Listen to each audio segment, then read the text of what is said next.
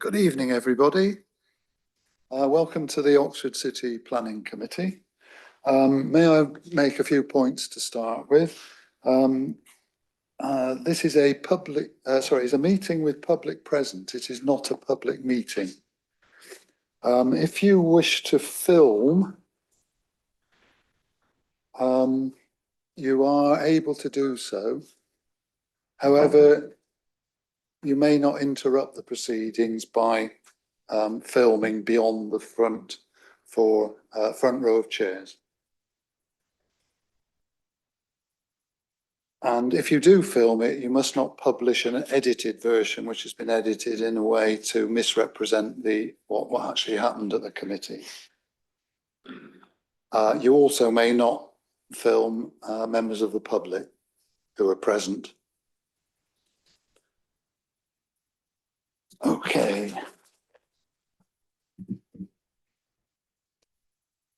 Please don't use mobile phones. If you've got a mobile phone, please set it to silent.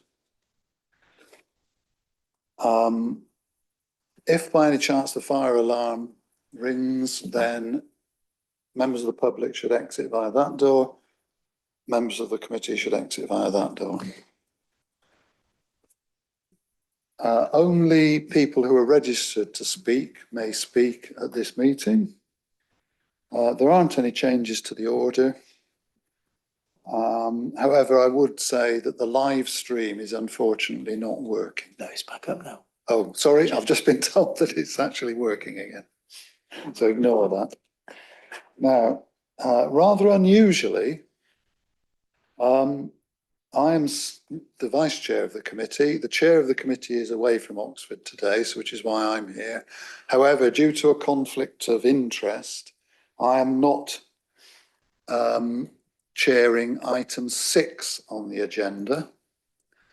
So therefore I nominate Councillor Railton to stand in for me. Now, is there any other nomination to stand in for that item?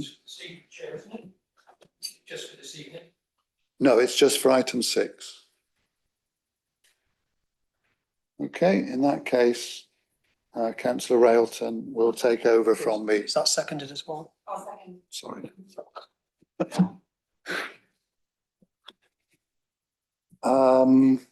Right, well, we'll start the meeting proper now. Apologies, Councillor Clarkson, Councillor Upton, who's substituted by Councillor Ottino, and Councillor Regisford, who is substituted by Councillor Muddiman. Declarations of interest. Oh, Lois.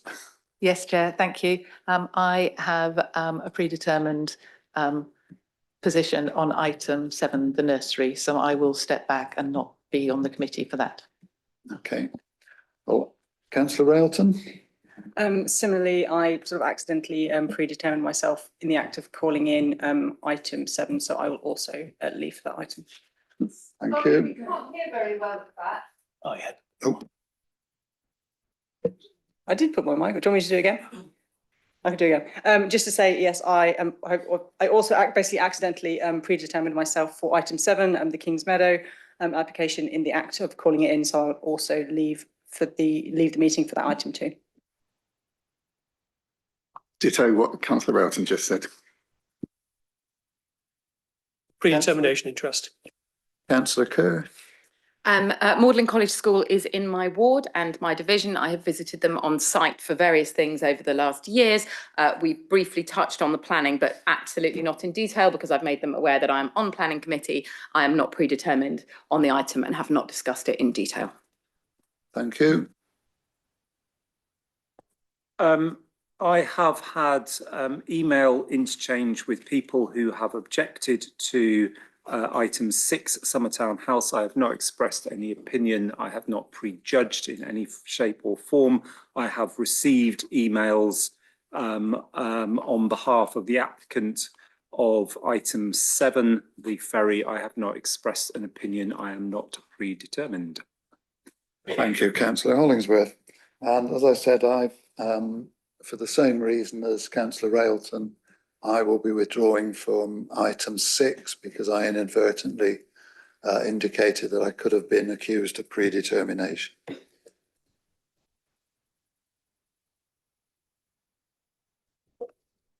Now we have the minutes of the previous meeting.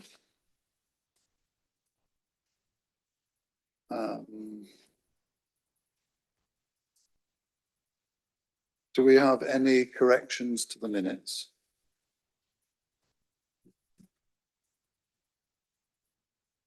No, okay, well, we'll carry on. Charlie agrees. So we are all agreed that this is a correct record of the meeting held on Tuesday, the 9th of December. Sorry, not that one. Tuesday, the 18th of November. So I will sign that.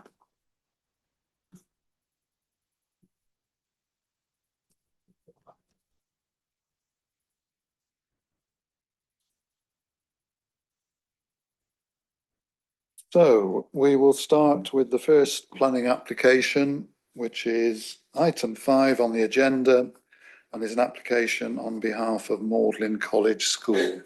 And I'll ask Robert Fowler to deliver the officer's report. Thank you, Chair.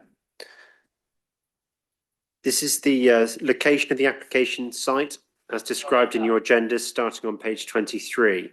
So the site is situated to the south of the plain and bounded by Iffley Road on the eastern side and Cowley Place to the west. This is the existing site plan, though the version of this presentation circulated in advance of the committee this evening labelled this image as proposed. Importantly, this is orientated so that the northeast is at the top of the screen. You can see the plains in the top left of this image, and then the Iffley Roads along the top here, Cowley Place along the side here. This orientation is used in the rest of the committee presentation and allows you to see the proposals more clearly on the screen. The proposals, sorry, go back a slide. The proposals relate to the demolition and redevelopment of the science buildings in the middle of the site plan here. The partial demolition of the 1928 building and enhancements to landscaping. A number of buildings are named and referred to throughout the report in your agendas. So I'm going to take you through this slide in a bit more detail so that it's clear what buildings I'm referring to shortly when I refer to the photographs and the plans.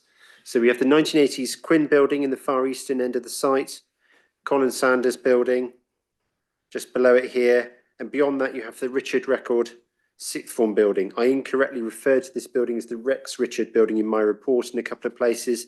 This is an entirely unrelated site in the University Science area, so apologies for that. At the Cowley Place side of the site, we have the 1928 building, which is proposed to be partially demolished.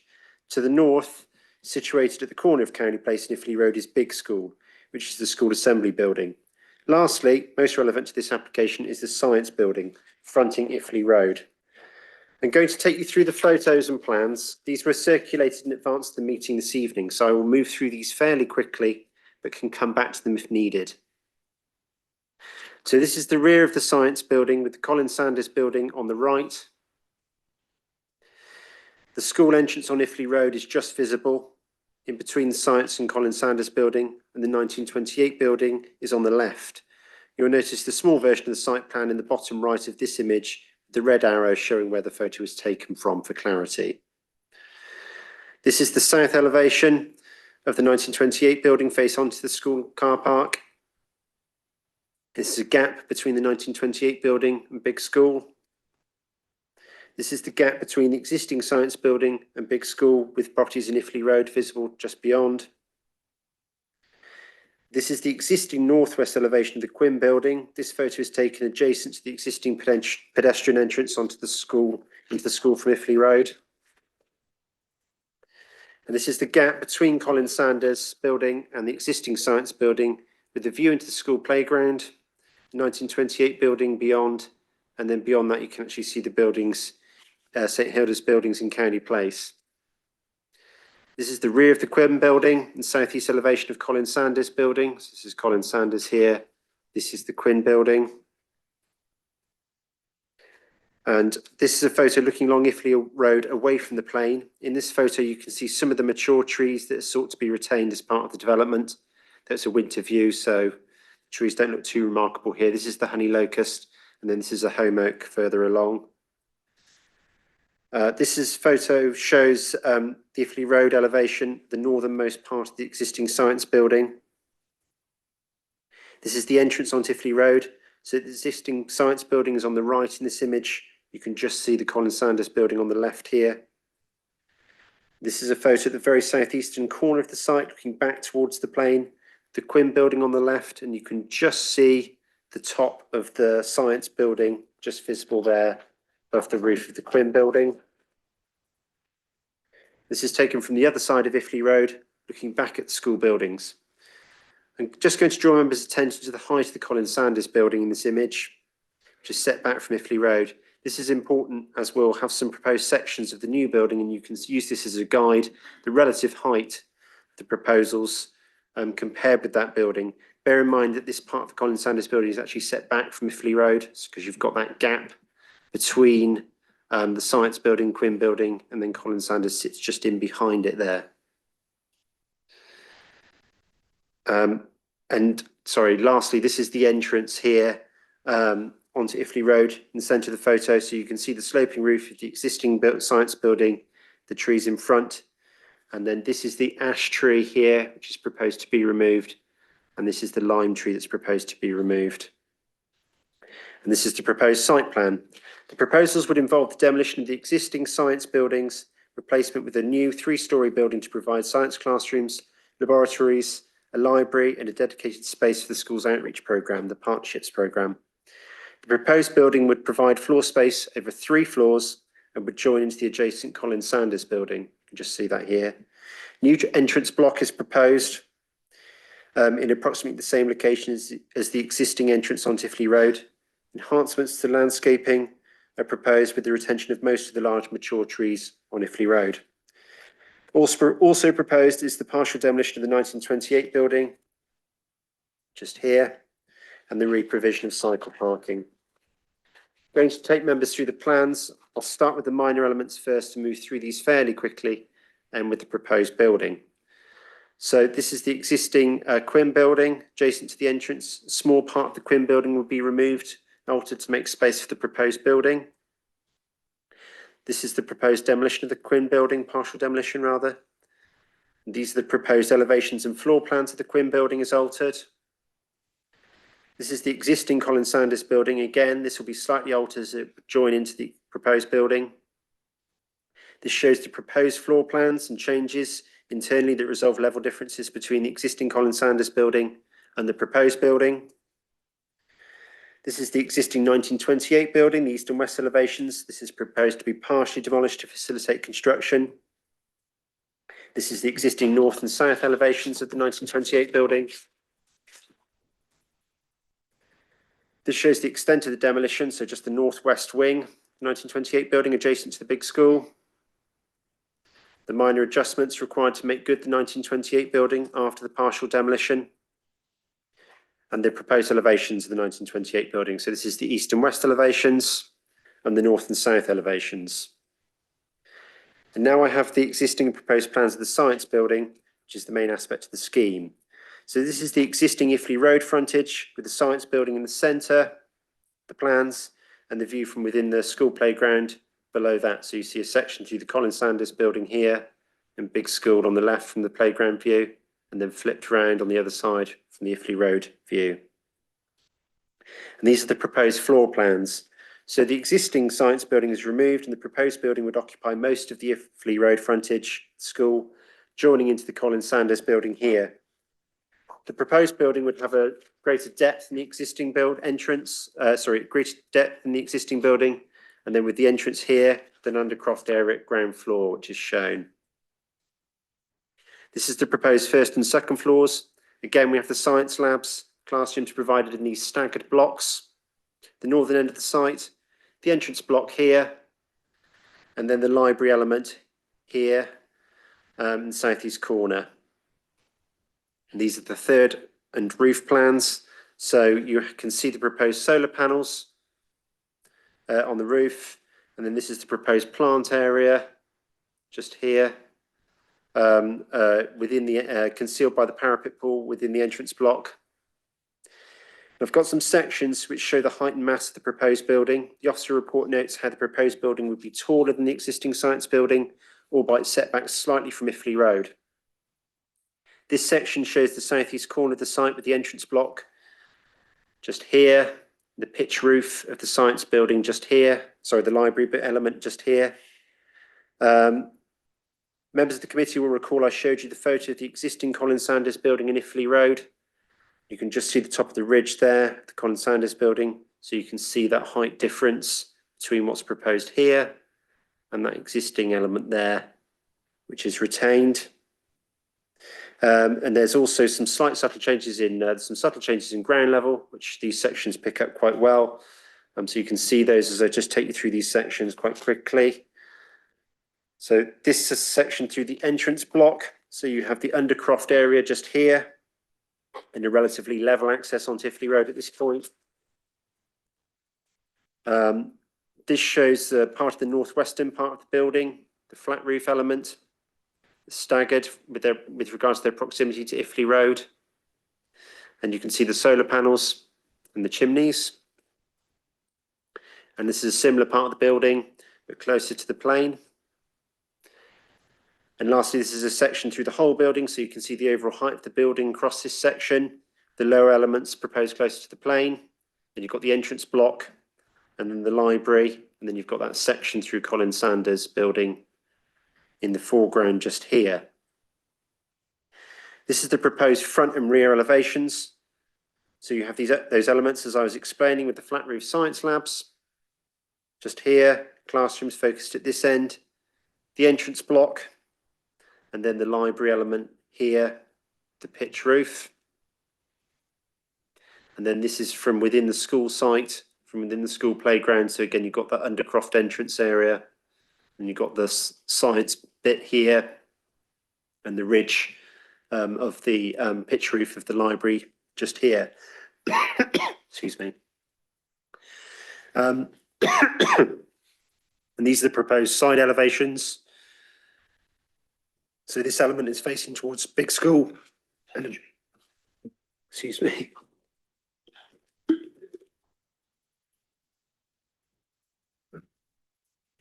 Sorry, excuse me. So the proposed side elevations. So this element is facing towards Big School and obliquely towards the plane.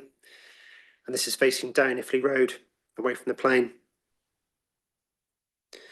The proposals include enhancements to the landscaping on Iffley Road. Importantly, most of the mature trees on this frontage would be retained. An enhanced area of landscaping is proposed between Big School and the new building, in this area just here.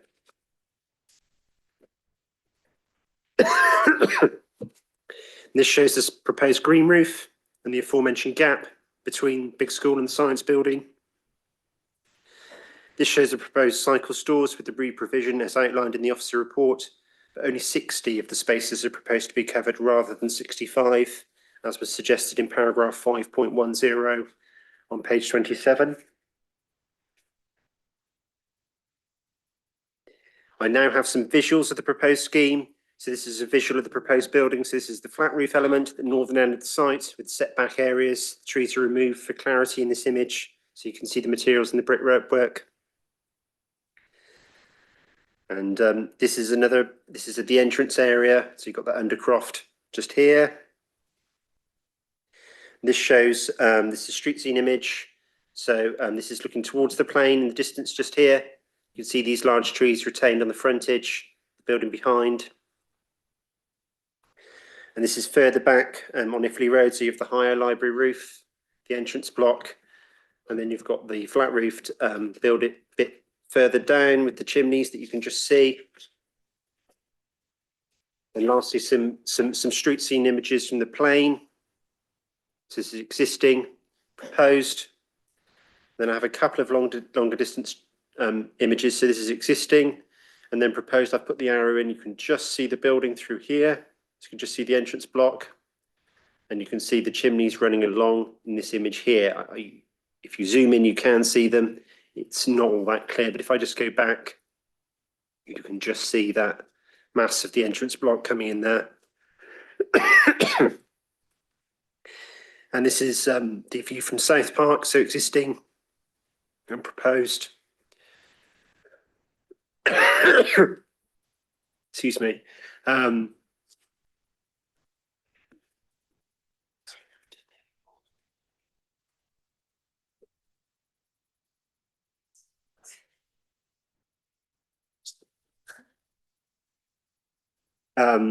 this is the view from South Park. So you've got existing here and proposed, so you can just see the entrance block just here. This is the proposed site plan. So officers recommend that the application is acceptable in planning terms as set out in the detailed report. Members are recommended to grant planning permission subject to a legal agreement to secure funding for travel plan monitoring and subject to conditions as outlined in section 10 of the report, starting on page 62. Thank you. Thank you, Robert, and thank you for making it right through to the end.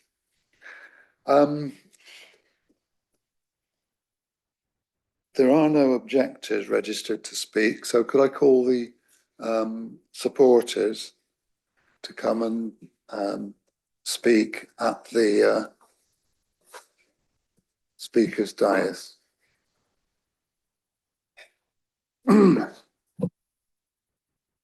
I should say you have 5 minutes altogether. On. Perfect. So thank you for the opportunity to speak today. My name is Leanna Powsland and I'm the planning agent for the scheme. And I would like to say a few words on behalf of Magdalen College School. The school have colleagues here, the school and my colleagues are here tonight, and we would be delighted to answer any questions that you may have. But I thought I'd elaborate on some of the points to assist your deliberations. So these proposals are in response to the shortcomings of the school's current science block and library facilities. Built in the 1950s, the building puts many obstacles in front of our science staff when trying to deliver the national curriculum and the demands of the exam boards. The school is finding it increasingly difficult to timetable science lessons and find space for longer running experiments. The limitations of the current building will also hinder the school's response to new technology in robotics, data science, and are becoming increasingly important as part of the national curriculum. At a practical level, the building is not accessible and contains no pupil toilets, and the school's library is currently located in the corridor of the Colin Sanders building, which further contributes to issues of circulation. More importantly, the new building is not just a replacement science and library block. It's a science, library and partnerships building with an emphasis on the partnerships. The school already supports local schools through science clubs, academic enrichment, schools community service and a university application coaching. The proposed development will allow the school to intensify their outreach. By way of example, MCS holds 30 children each school week to attend science workshops. The new building will enable MCS to triple that number of pupils, offering at least 12 hours of weekly STEM workshops to 90 pupils from the OX4 postcode in a typical week. In developing the proposals, Magdalen College School have taken consultation feedback seriously, particularly concerns around the traffic and the safety at the plane. In response, the school have implemented meaningful changes. School bus operators have been instructed not to stop on the plane roundabout and instead make use of designated bus stops along the St. Clements and Iffley Road. Although the proposals will not increase the number of students attending the site, the school have already committed to ongoing travel plan monitoring, as outlined by Rob, with Oxford County Council to ensure that the sustainable transport remains a priority through an agreed unilateral undertaking. The proposal prioritises the pedestrian, creating a safer and more accessible entrance and introducing more generous planting along the Iffley Road with the provision of 35 new trees.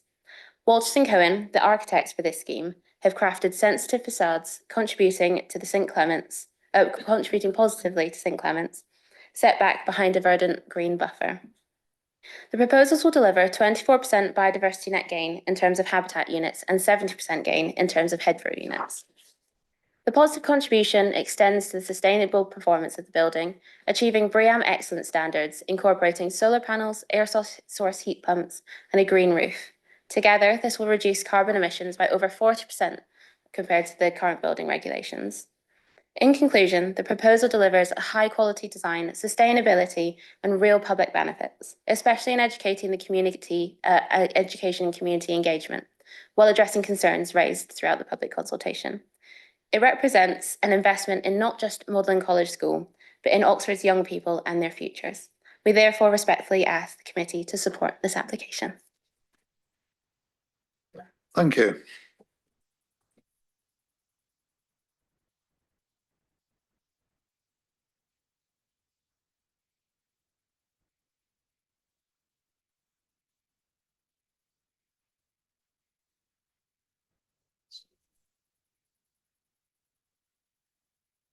Councillor Kerr. Hi. Yeah, just interested in the conditions on construction traffic. Obviously, it's in a very tricky location. Obviously, there's kind of peak time children travelling there. It's one of the key themes that came through from the consultation. I might have missed it in the report, and I understand that anyway, we're limited on what we can kind of do there, but has that been discussed? So throughout the pre-application process, this was something which came up quite a lot. The school have provided quite a lot of details up front.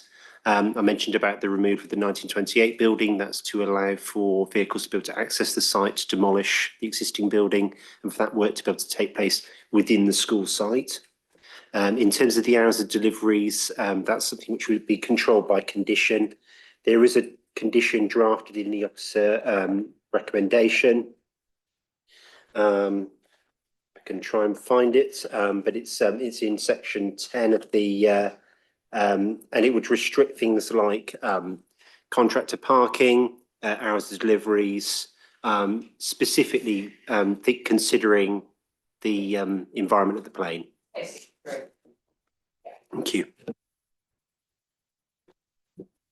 Thank you. Councillor Muddiman. Thank you. I think the officers just answered my question. It was about a bit more information about the reason for the demolition of the 1928 building. Are there any further questions? Councillor O'Teague. The conditions or the proposals about engaging with primary schools, how did they come about? Were primary schools in OX4 actually involved in that discussion? Are we clear that's what they want, that they've got the capacity to get kids to and from Magdalen College from distant parts of Littlemore and Blackburn Leys? And has support with transport been offered by Magdalen College School to assist these schools getting there? And how will we be sure that this will continue forever, not just be sort of a one-off thing? So with regards to the partnerships program, is already something which operates at the school, but they're very limited with space in terms of what they can provide. And as the agents has just explained, the facilities aren't top notch in terms of the science offering there for what they want to be able to offer as part of that. So this would be an expansion of the existing program, and there's already an engagement by a number of local schools.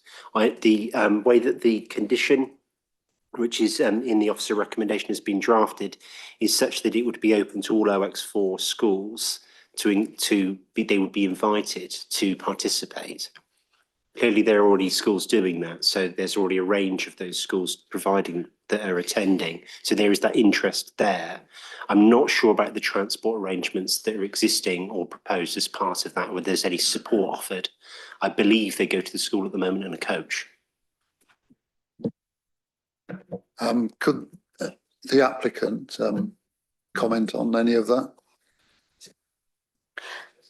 Yeah, I might ask, they are registered to speak, but I might ask the school to follow up on this one, just because I think coming from them might be the best. If you to approach. Yeah. Whelan? But currently, a lot of the, Oh, sorry, are you actually She's- registered yes, to yeah, speak? yes. This is Helen Pike. Sorry, the person coming. Correct, yes, she is registered. College School. Okay, then you can comment. Thank you.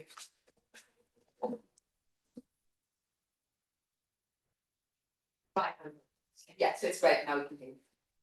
How's that? Yeah. Thank you. I'm really glad to be able to speak to you this evening. Thank you for considering this. We have a very deep and long-standing partnership relationship with most schools in OX3 and OX4. We already run a science programme with many primaries, in OX4, and we'd also be keen to run them with secondaries. Actually, our vision and reach for this goes far beyond the conditions which are set out in here. Yes, we are in dialogue with those schools, and we would be keen to run a programme which works well for them. We review our partnerships each year to ensure that we're best delivering what those schools want, and it's an absolutely core part of what we do as a school. It's not something that we've put together for this application. It's actually key to the vision and mission of the school, and has been for some decades now, and will be for the future too. Thank you. Thank you.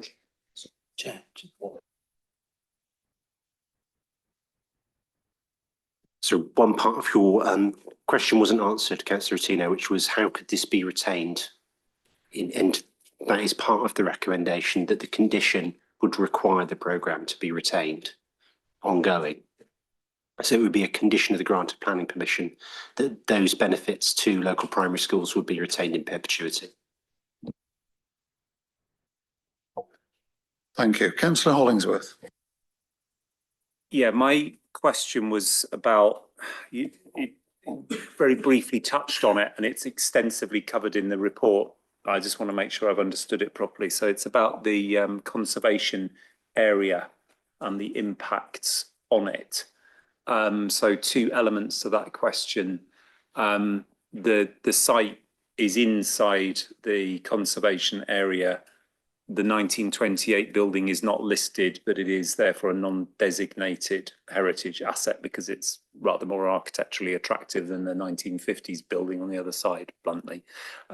So there is a harm in the sense that some of it is being demolished. It would be useful to get a sense of your judgment of that harm.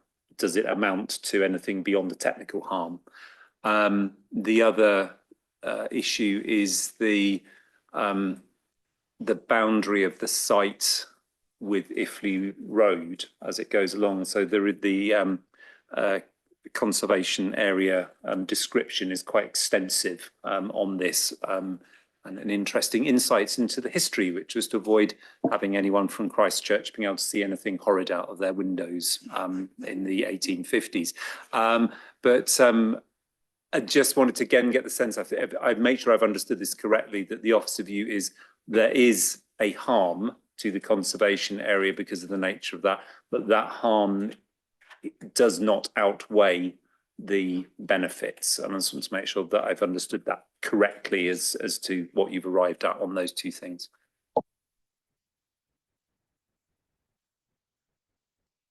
Yes, so the with regards to the harm to the St Clements and Iffley Road conservation area was considered to be a less than substantial harm, but it would be at some sort of a moderate level.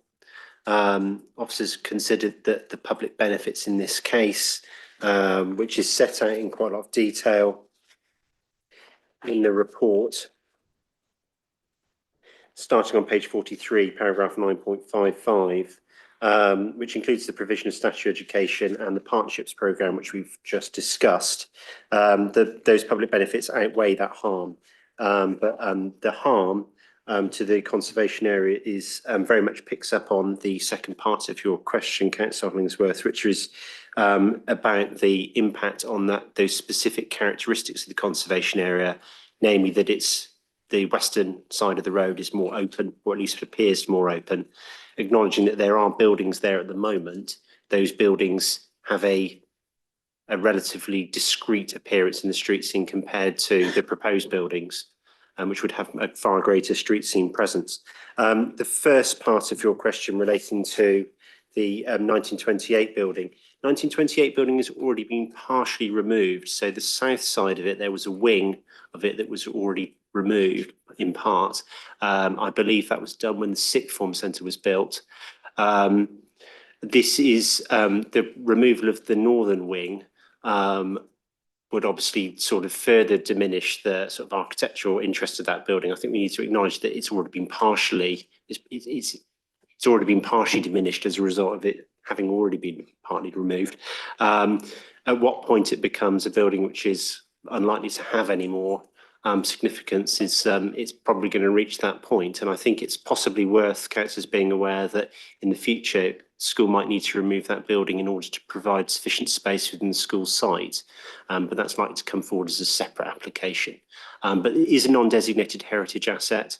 Again, officers have considered that the public benefits in this case outweigh that harm. Thank you. Any further questions? Can you tell us again in where the report it's about how the construction traffic is going to be managed? Because I find that quite frightening that it's going to happen at the plane, and give us more detail about how it is going to be managed.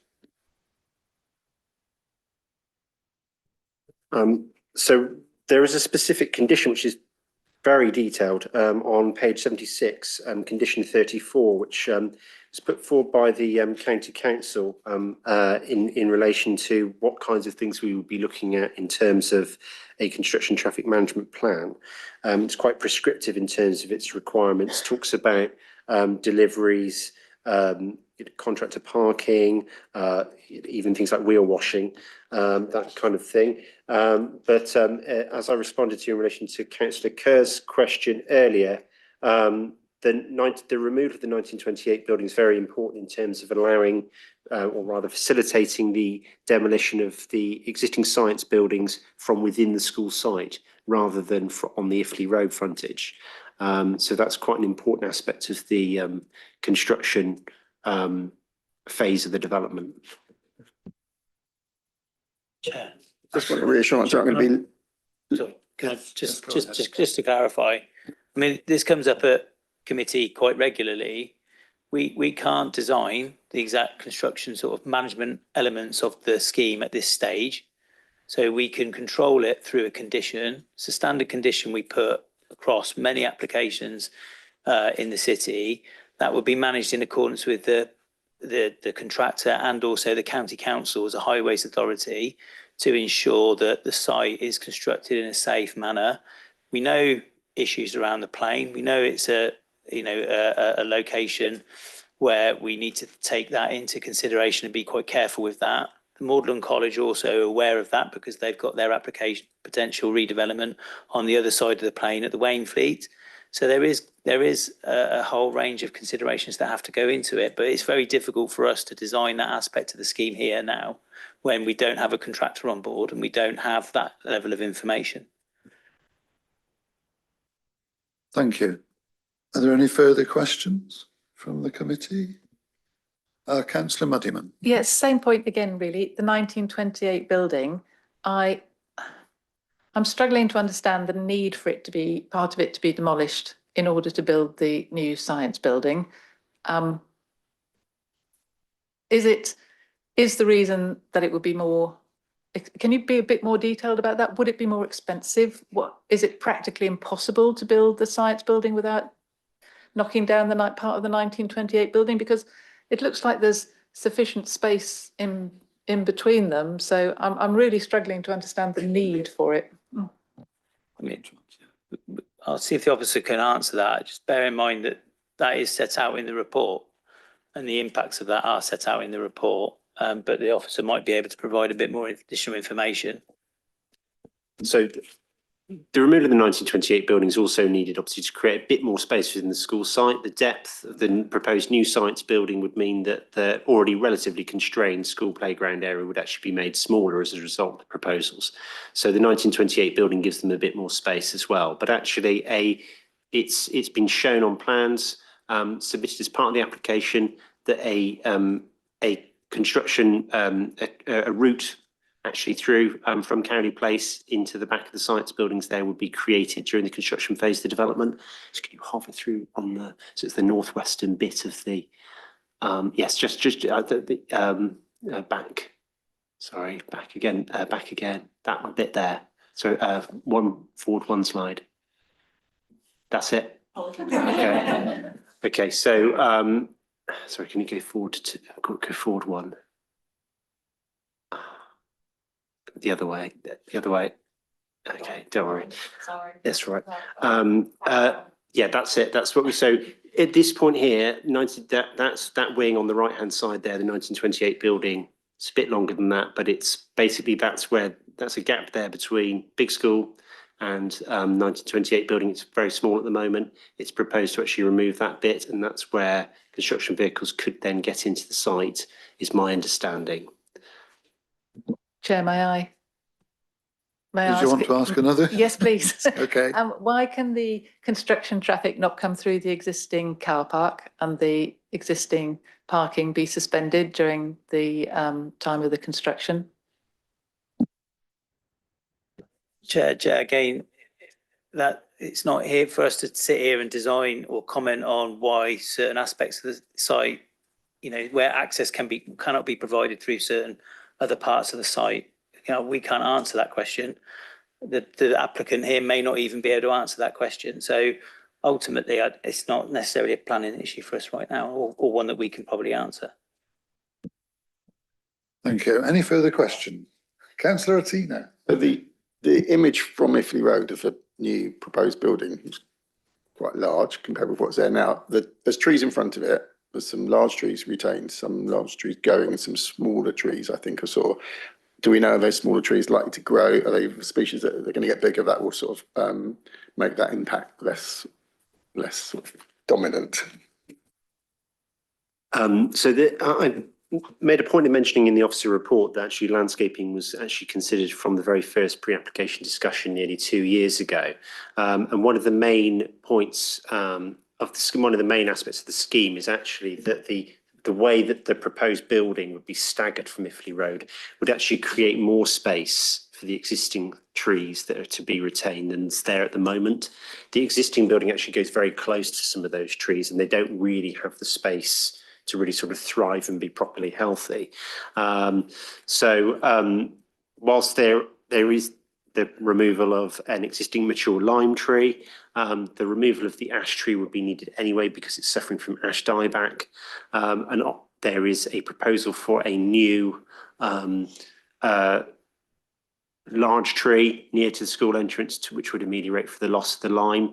Overall, I think that there is a benefit there in terms of the landscaping, and there's also low-level planting shrubs at the front. It wasn't particularly clear on the plan that I showed on the screen, but actually at the moment you have a railing in front of the school and you have a hedge, and it has quite a sort of institutional kind of look about it. The proposals here are very much to create a landscaping scheme that really contributes positively to the street scene, that really sort of activates that frontage. And so part of the railing would actually be set further back on parts of the site. Obviously for safety and security, the school need to retain some sort of boundary. But actually parts of the front of the site there would actually be more open to the landscaping. A similar approach was adopted at the Dorothy Wadham building, which is further along Iffley Road, if you're familiar with it. The redevelopment of the VW garage.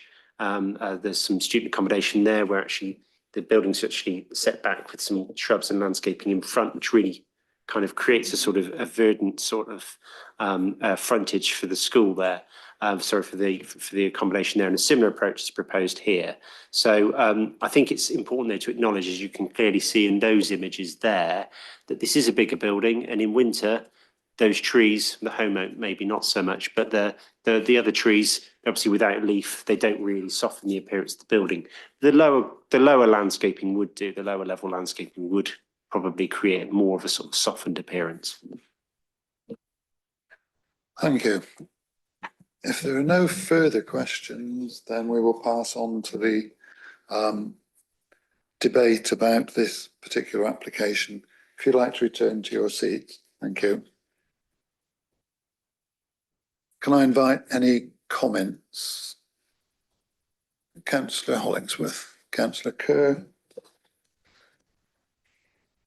Yeah, it would be helpful to have, I've lost track of where we are, the visual image, which is either 2 slides. Yeah, I'm going to enjoy this, aren't you? 2 slides, that one, stop, that one.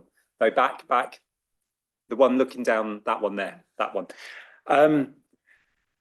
Yeah, the reason I asked the questions why I wanted that slide image is this is, it's a big development, clearly, but this is a large school, it's a large institution. Clearly, it's going to be a big building.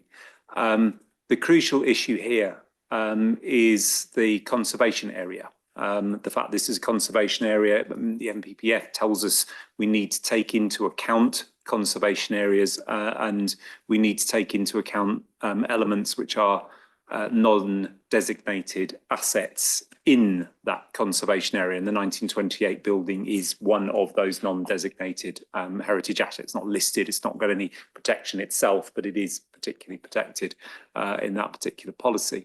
And what then we need to look at is the harms and the benefits. And I think the benefits are clearly set out, and the fact that there were very few questions, there was a couple of questions on them, but I think the benefits side of this, I think, is non-contentious. So I think our focus should be on the harms, if what weight we give them and what scale they are. The 1928 building, it's a fairly minimal adjustment to a building which isn't of heritage asset itself.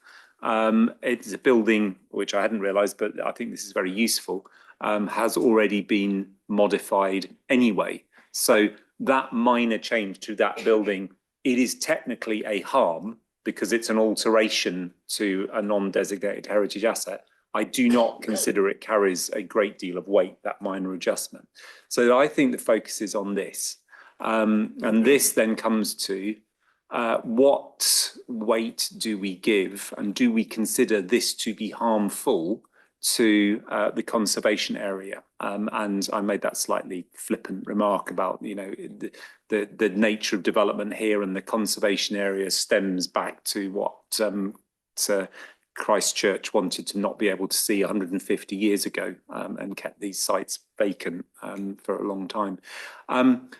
The view, I think, there has two things in it. It has the proposed building, which I personally do not regard as harmful. It is a change. I do not think it's a harmful change. I think it's just a change. And we also have the existing building. So I'm making sure I've got the correct ones. That's Quinn building at the front.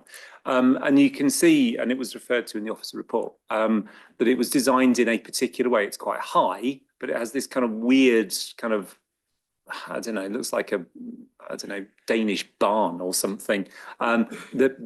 Does that add anything positive to this conservation area by trying to pretend it's not there? Not in the slightest. I think it's a particularly unattractive building, and I think it is harmful.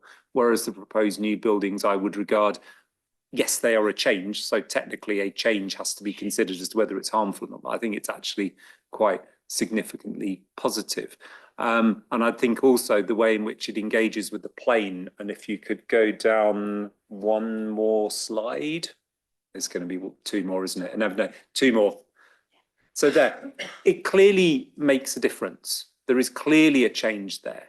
But equally, we had a planning application for a considerably larger building on the other side of the plane, which was one which was originally built in the 1960s, is now a heap of rubble, literally, because we approved a complete reconstruction of it. I do not think that that is harmful in any meaningful sense to the conservation area. So I think on that balance, given the decision we have to take is, do the harms outweigh the benefits and therefore should we refuse, or do the benefits outweigh the harms and therefore we should approve? I think these harms are very minor, technical. The benefits are reasonable and significant, and therefore I think using the NPPF test paragraph, whatever it is, 200 and something, 215, thank you very much, officer, 215, then I think we should approve, and I therefore move in order to progress the debate along. Other people might not second it, so it may get nowhere, but I thought I'd at least start the ball rolling. Thank you, Vice Chair. Thank you. Are there any other comments before we proceed to a vote? Councillor Kerr and then Councillor Henwood. Doing it in the other way to Councillor Hollingsworth, I'm happy to second this on the grounds of the fact that I think this kind of development is what we want to see more of. So this setback from the highway point goes a significant way to ameliorate harm and improve the development for pedestrians. So, you know, we've referenced the Dorothy Wadden building. I think if we also look at Oxford University's Life and Mind building, that the huge significant improvement in public realm of having what we have currently on this site, which is a big hedge and a you know, aggressive Victorian railing right up against the pavement versus the 2-3 meters of extra space, it improves the public realm to a significant degree. And I'm really glad that we're seeing a number of applications along these kind of lines. It's great that they're enhancing the partnership programme, obviously, and good that we've got conditions in on that. I welcome the solar and the biodiversity net gain, of course, and the cycle parking. I also welcome the de facto voluntary nature of the travel plan, which did not have to be committed as part of this application. And again, I would like to see more applications where we have travel plans where they are not strictly required. So yeah, broadly, I agree with Councillor Hollingsworth that the you know, the benefits outweigh the harms, and I really emphasise the fact that it will improve the landscape for pedestrians as being a very significant reason to, you know, support this and second it as he has. Thank you, Councillor Kerr. Councillor Henwood. I concur with Councillor Kerr, exactly to those words. That was a tongue twister, wasn't it? So yes, thank you for seconding. I was going to second, but it's an excellent proposal and I look forward to seeing it in action. Thank you. If there are no further comments, then we can proceed to the vote. All those in favour of the application? I think that's unanimous, so I don't need to call for those against or abstentions.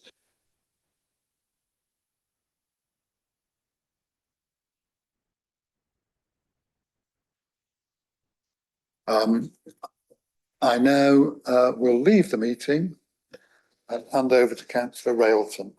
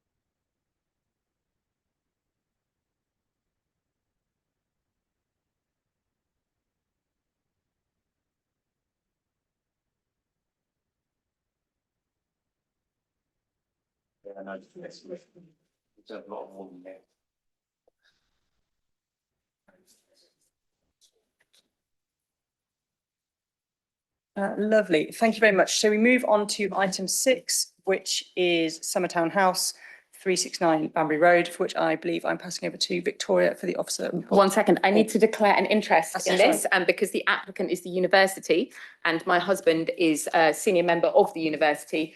I was not aware that this was a university application. I approached it with an open mind. I've not discussed it with him. I was not aware of it previously, but I need to make that declaration. Lovely. Thank you very much. Over to Victoria. Thank you, Chair. This is a minor application that's been called into committee by councillors on the grounds of policies relating to design, noise, vibration and external features. Councillors will be aware that following publication of the committee report, members of the public have submitted written material which has been circulated to councillors in advance of this meeting for consideration. A comment within the written material refers to the recommended conditions being unclear. This is noted in regard to recommended condition 4 relating to further information on the noise levels of the air source heat pumps once installed. To ensure that the condition wording is clear, officers suggest that a clear and enforceable timeframe is given for the post-installation noise report and any mitigation measures required. A post-installation noise assessment must be submitted within 3 months following the installation of the air source heat pumps, and any additional mitigation measures must be implemented within 3 months of the noise assessment being approved by officers. Another comment within the written material refers to officers not applying paragraph 198 of the National Planning Policy Framework, NPPF. However, this has been covered within local plan policies, specifically RE7 and RE8 of the Oxford Local Plan 2036. In response to this, the proposal has included appropriate mitigation to reduce noise impacts on neighbouring properties, which officers deem to be acceptable. The application seeks permission for the installation of 2 air source heat pumps to the existing workshop building to the northwest of the site. The application also seeks permission for alterations to fenestration, demolition of the existing boundary railings and access gate, and the formation of new railings and gate. Officers have worked to address neighbour and councillors' concerns and have sought additional information in the form of an addendum to the original noise assessment submitted as part of the application. This was re-advertised via site notices and on the weekly list for councillors, at which point the application was called in by councillors as explained. The application site relates to Summertown House, located in the Summertown area of North Oxford on Banbury Road. The site is student accommodation for Oxford University, comprising of north, east and west blocks. The site includes the original Summertown House, which is grade 2 listed, just indicated as on my cursor here, which is this building. It is situated within a developed area of the site, surrounded by later structures. This is the view north within the application site off Apsley Road, which is located to the south of the site.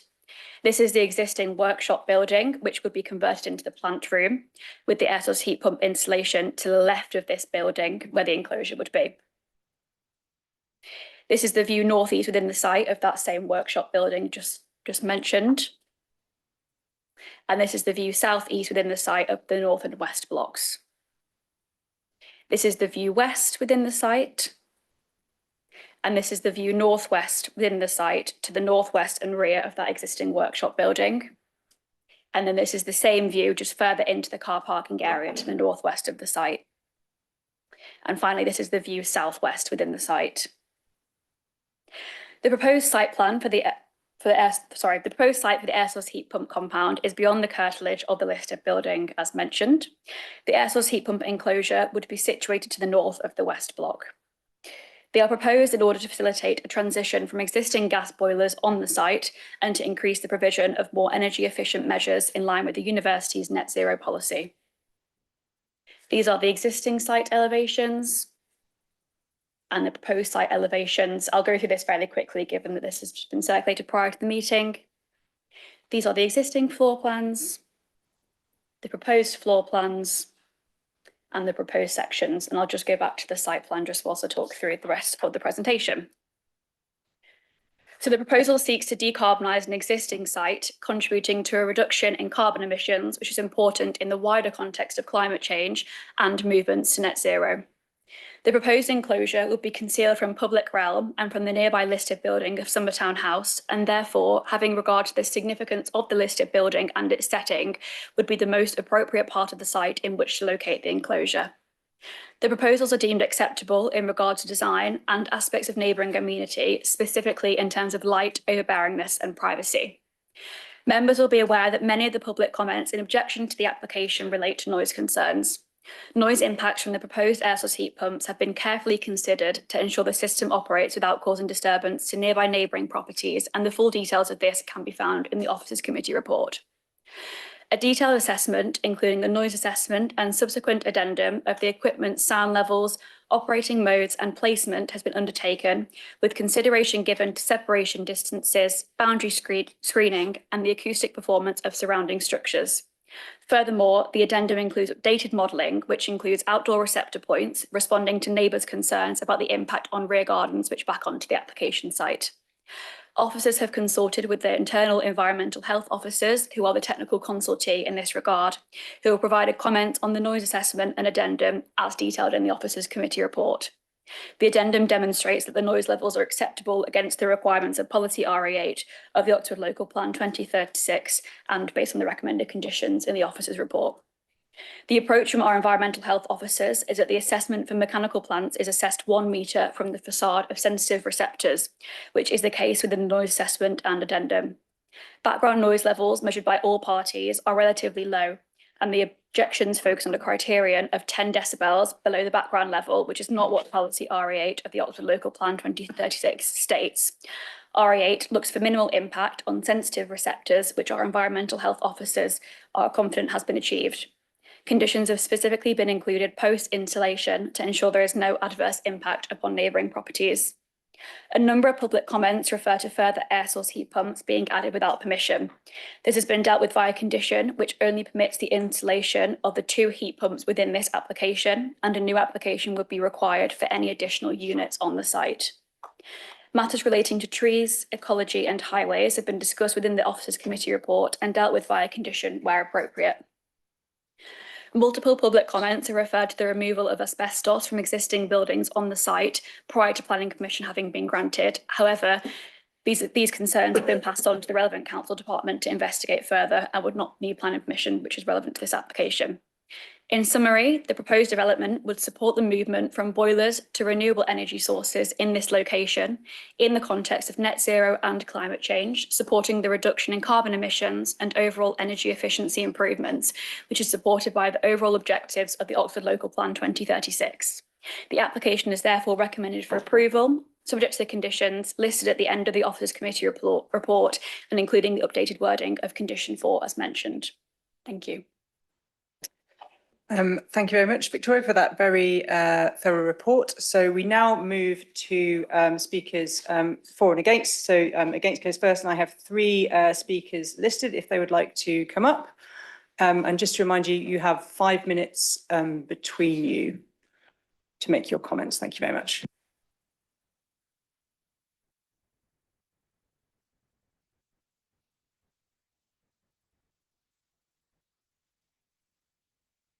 Would you like us to let you know if you've got, certain amounts of time left, or are you happy with the 5 minutes between you? We're aware. Over to you. Thank you. Thank you, Councillor Railton. Committee members, my name is Chris Botsman. I live on Upland Park Road with my young family. Other objecting residents from Upland Park Road and Apsley Road are present in this room. The boundary of our garden is about 7 metres from the proposed ASHPs.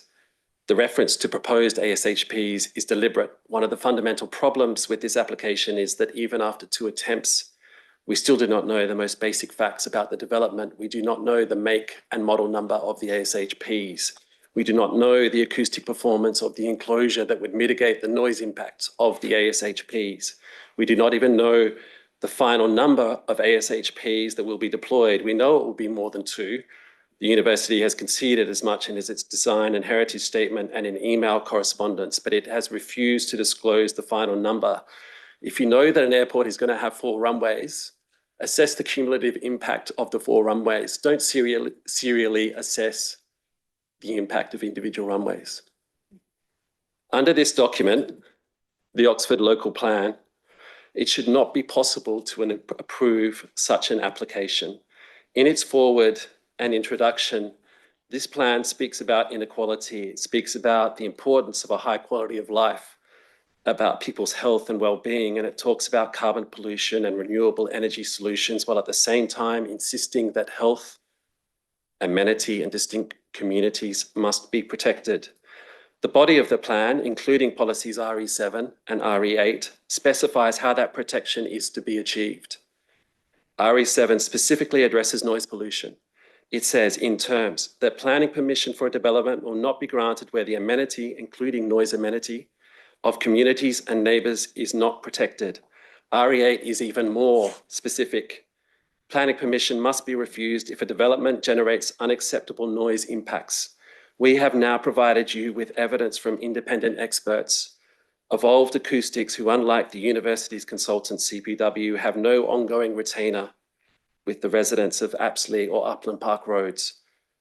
Their BS 4142 assessment demonstrates that the noise impacts here will be unacceptable because they fall into the categories of adverse or significantly adverse under BS 4142. The very outcomes that RE8, policy RE8 treats as unacceptable. We have also provided you with evidence from experts with no connection to this development at all, the Institute of Acoustics. Their 3-page November 2022 briefing note on ASHPs begins by making 2 separate references to the potential for these systems to generate significant adverse impacts. That language is not accidental. It is the terminology BS 4142 uses to grade unacceptable noise. The IOA briefing note also gives one very simple don't. Do not locate ASHPs in quiet locations or near sensitive amenity spaces. Do not. The briefing note is relevant for 3 separate reasons. 1 more minute or 1 minute gone? 1 minute for you, yeah. The briefing note is relevant for 3 separate reasons. First, it warns that acoustic screen enclosures are not always as effective as claimed. Second, the briefing note says that prevention is better than cure. Noise and vibration impacts should be considered in advance of installation. The briefing note also warns that cumulative impacts from multiple installations over time should be taken into account. This is the airport point. If you know it's going to have 4 runways, assess the impact of all 4, not just 1. If you approve this application, you will be endorsing a pattern of behaviour in which the university has, for example, accused a resident of fabricating evidence of asbestos removal at the site, only backing down when reminded that the removal was captured on security footage. Members, the application fails RE7 and RE8 now. Approval would be unsafe and unsound, and in planning terms, vague and unenforceable conditions cannot solve the problems. Thank you. Thank you for the opportunity to speak.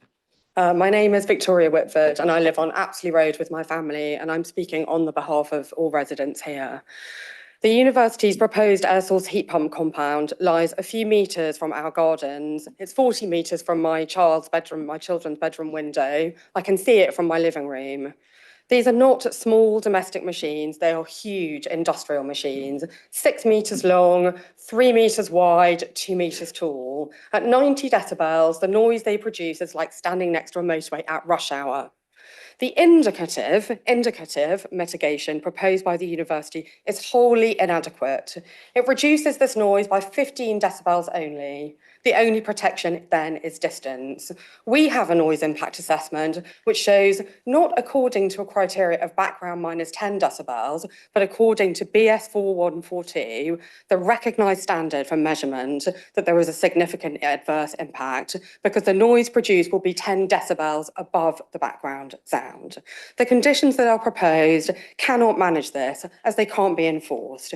They don't say what the background sound is. They don't refer to a methodology for noise impact assessment. As an Oxford University alumnus and current academic clinical fellow working on health, I have been horrified by my own university estates department's behaviour in pursuing this proposal. Disingenuous communication, Just going to say we're at 6 minutes. I'm happy to let you continue. I've got 1 paragraph. Okay, fine. And I'll give the extra time to the other speakers as well. The university told us, we did not make this up, the university said that they would reduce the sound to 10 decibels below the background. That is not a condition that we requested, they put it there. But I'm talking about BS 4142, which asks you to compare the background sound to the plant noise, and it is 10 decibels above. We will hear it all the time. The university has concealed lower background sound measurements. They have concealed the true scale of this proposal. They have shifted the mitigation goalposts. The behaviour and attitudes towards us has, in my opinion, been arrogant and dismissive. They don't care about us or about our health. You are our elected representatives. We ask you to put yourselves in our position. Imagine being besieged by the roar of these industrial machines in your house, in your garden, all day, all night for the rest of your lives. We can't move. We live here. Imagine being woken from sleep, unable to hear the birds singing in the garden or open your windows because of an industrial proposal which has not been properly thought through or considered. It doesn't meet RE7, it doesn't meet RE8. You would want your councillors to stop this. We implore you to do so. Thank you very much. Okay, thank you very much. So we've now got 6 speakers registered for the application. There is only 3 chairs, so I think you'll have to work that out between you. So yes, I would like to call up the speakers for the application. So I think, yeah, you can have a bit more time than 5 minutes if you would like, so to make it fair. Thank you.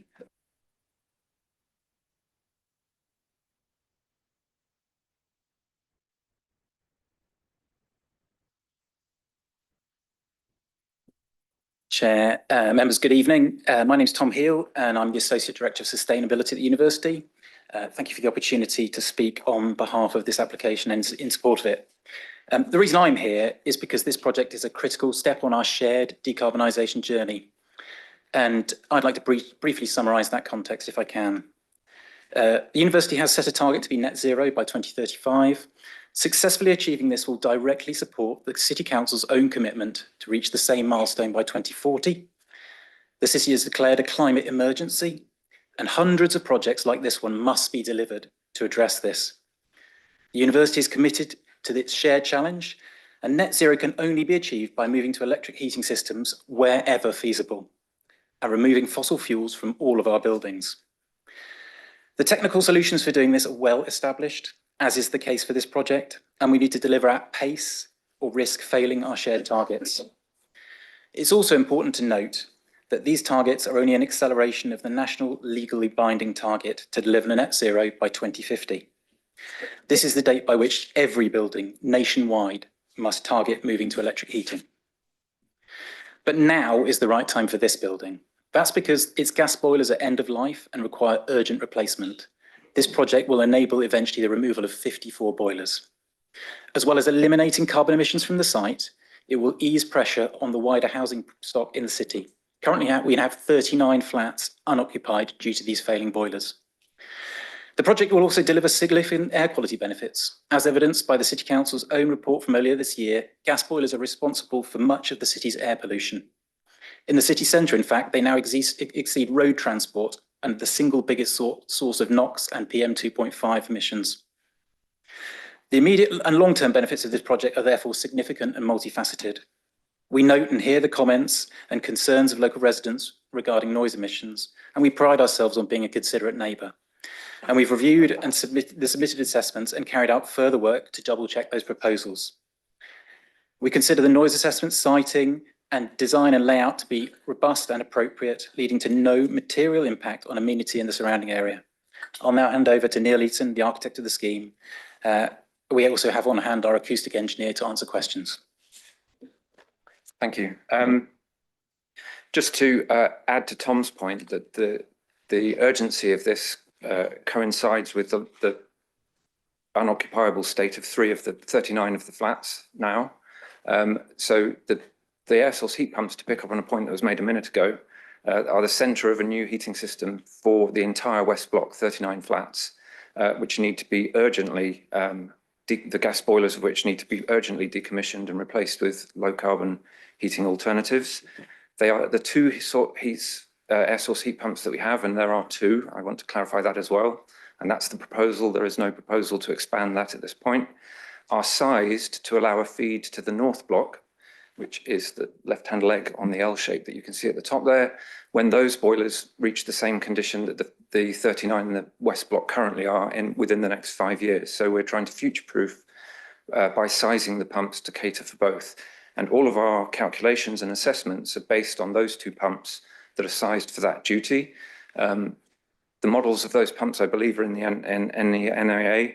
They're also in an alloy acoustic enclosure over each pump, which again is listed in the NIA. To pick up on the point about the level, the sound levels from those machines, one of the key factors that was addressed in our addendum was to provide 2 contour plots, one with the academic exercise of testing what those heat pumps would do if they were not mitigated, which is non-compliance, and then another contour plot to show what happens with those heat pumps when they are mitigated and they are in their acoustic enclosures. And it seems there is some mixing of those 2 messages, that the 90 dB figure would be on the machine with no casing and you're measuring it literally on the machine, rather like a car without an exhaust on it. And what we're submitting is a scheme with the attenuation that is as per the second of those contour plots.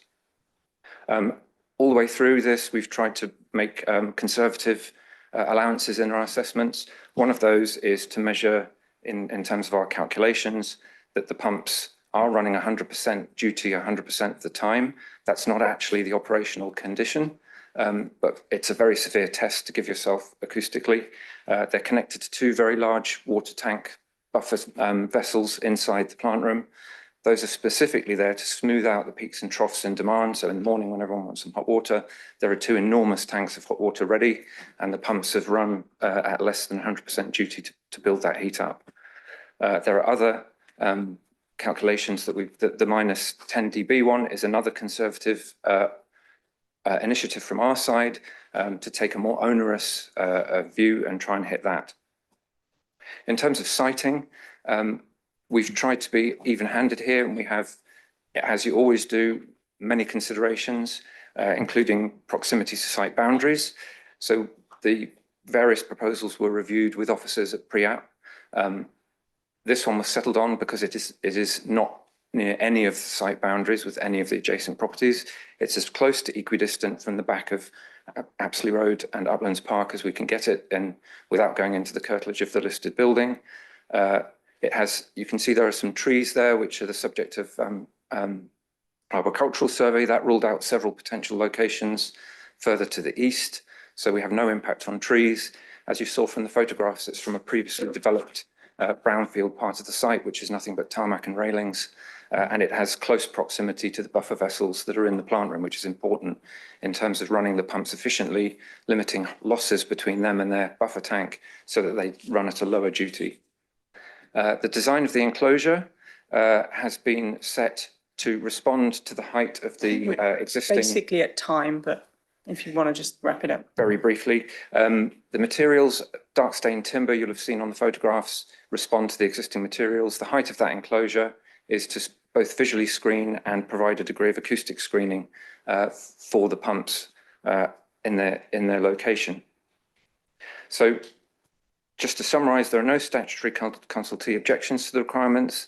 The requirements of the neighbourhood forum are met, and it accords, in your own officer's view, with the policies RE7 and RE8.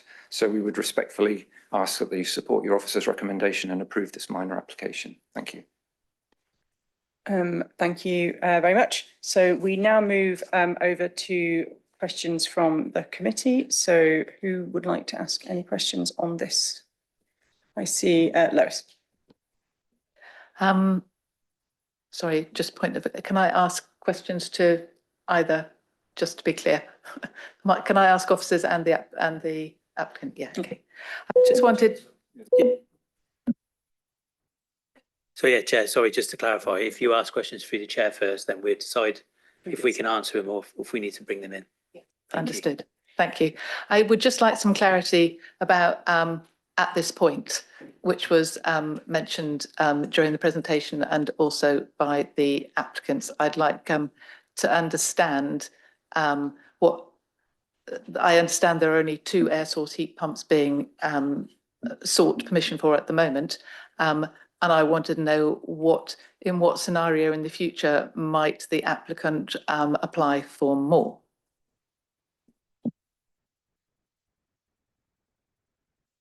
Yeah, happy to answer that. I think at the moment, well, the application that is being sought permission for at committee today is for the 2 air source heat pumps, and condition for including the amended wording as mentioned at the start of the presentation restricts that specifically to the 2 heat pumps. So that condition would cover that entirely. And if the university did want additional heat pumps on the site, apologies, if the university did want to install additional heat pumps on the site, that would be through a separate application. I can't speak for the university in terms of when they would come forward with, additional units on the site. That would be for them to answer in that regard. Yeah. We can ask the university, but they might not know when they want to bring that forward, and ultimately that isn't really for us today to consider. It's the application in front of us, which is for 2 air source heat pumps.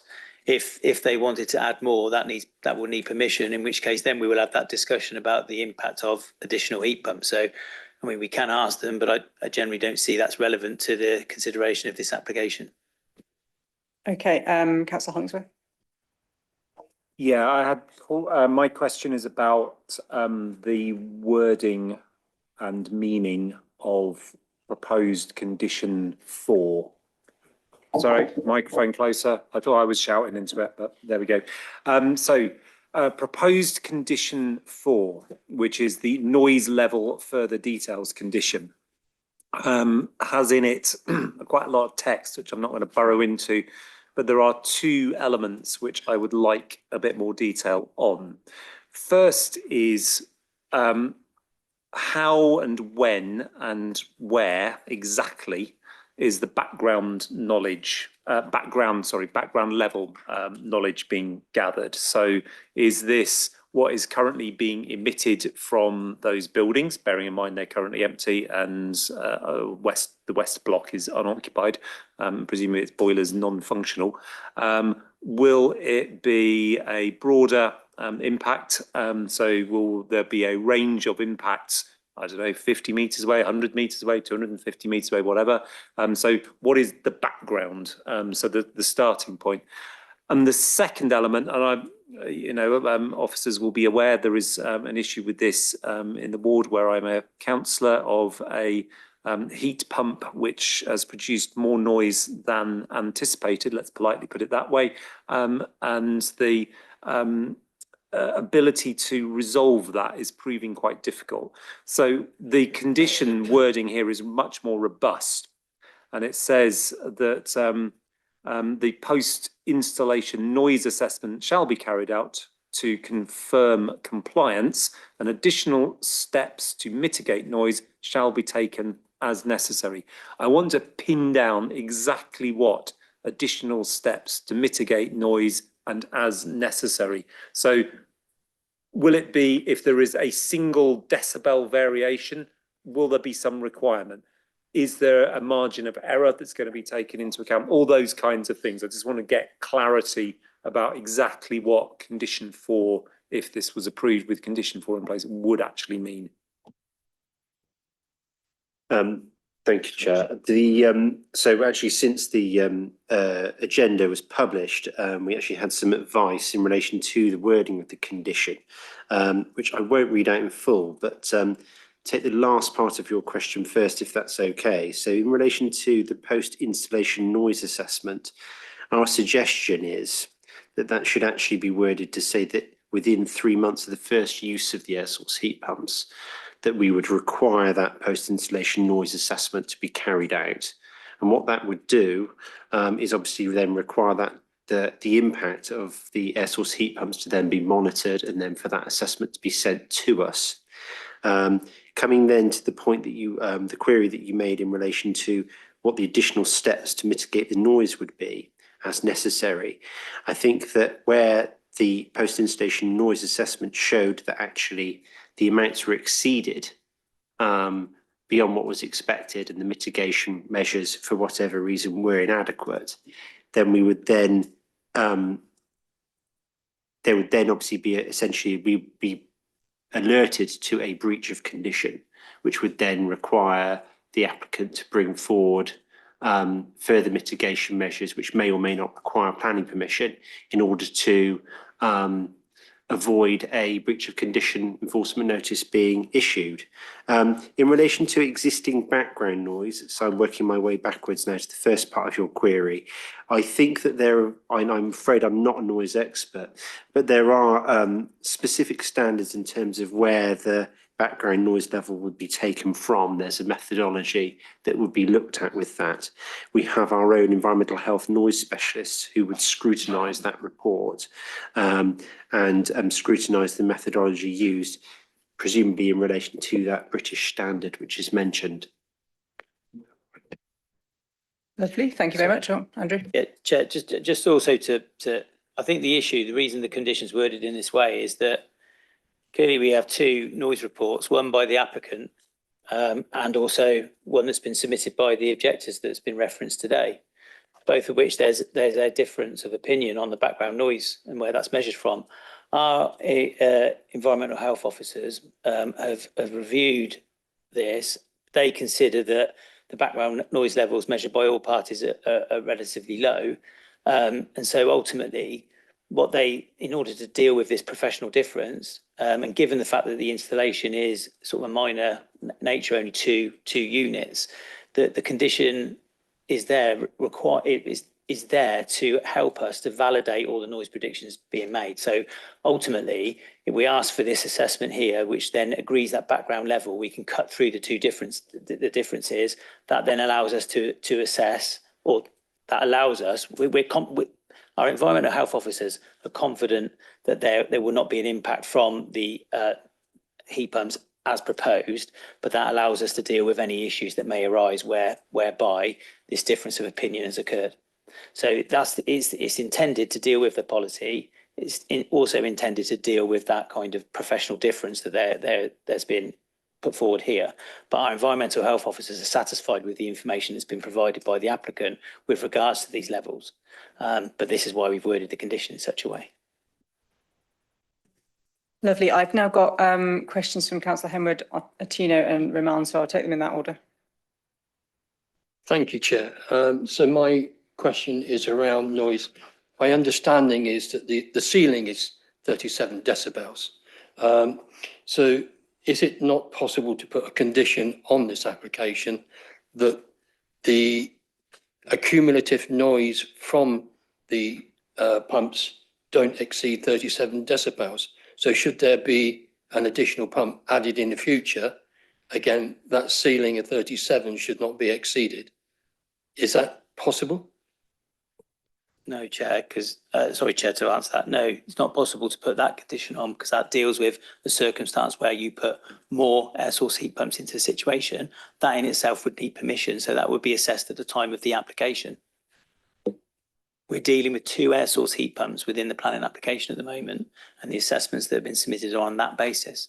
That's what we're reviewing. So we can't allow for the circumstance on that, which should be that it shouldn't go above a certain rate on the 2 air source heat pumps you've got currently. We've provided the condition that's going to look at how we deal with that aspect, but any further air source heat pumps that come into it will be subject to a different assessment. Are you satisfied with that answer, or you got a follow-up? No.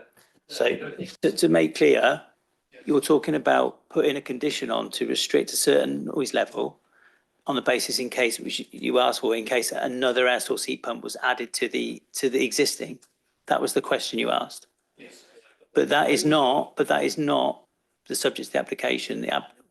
Through the chair. Oh, to make a bunch.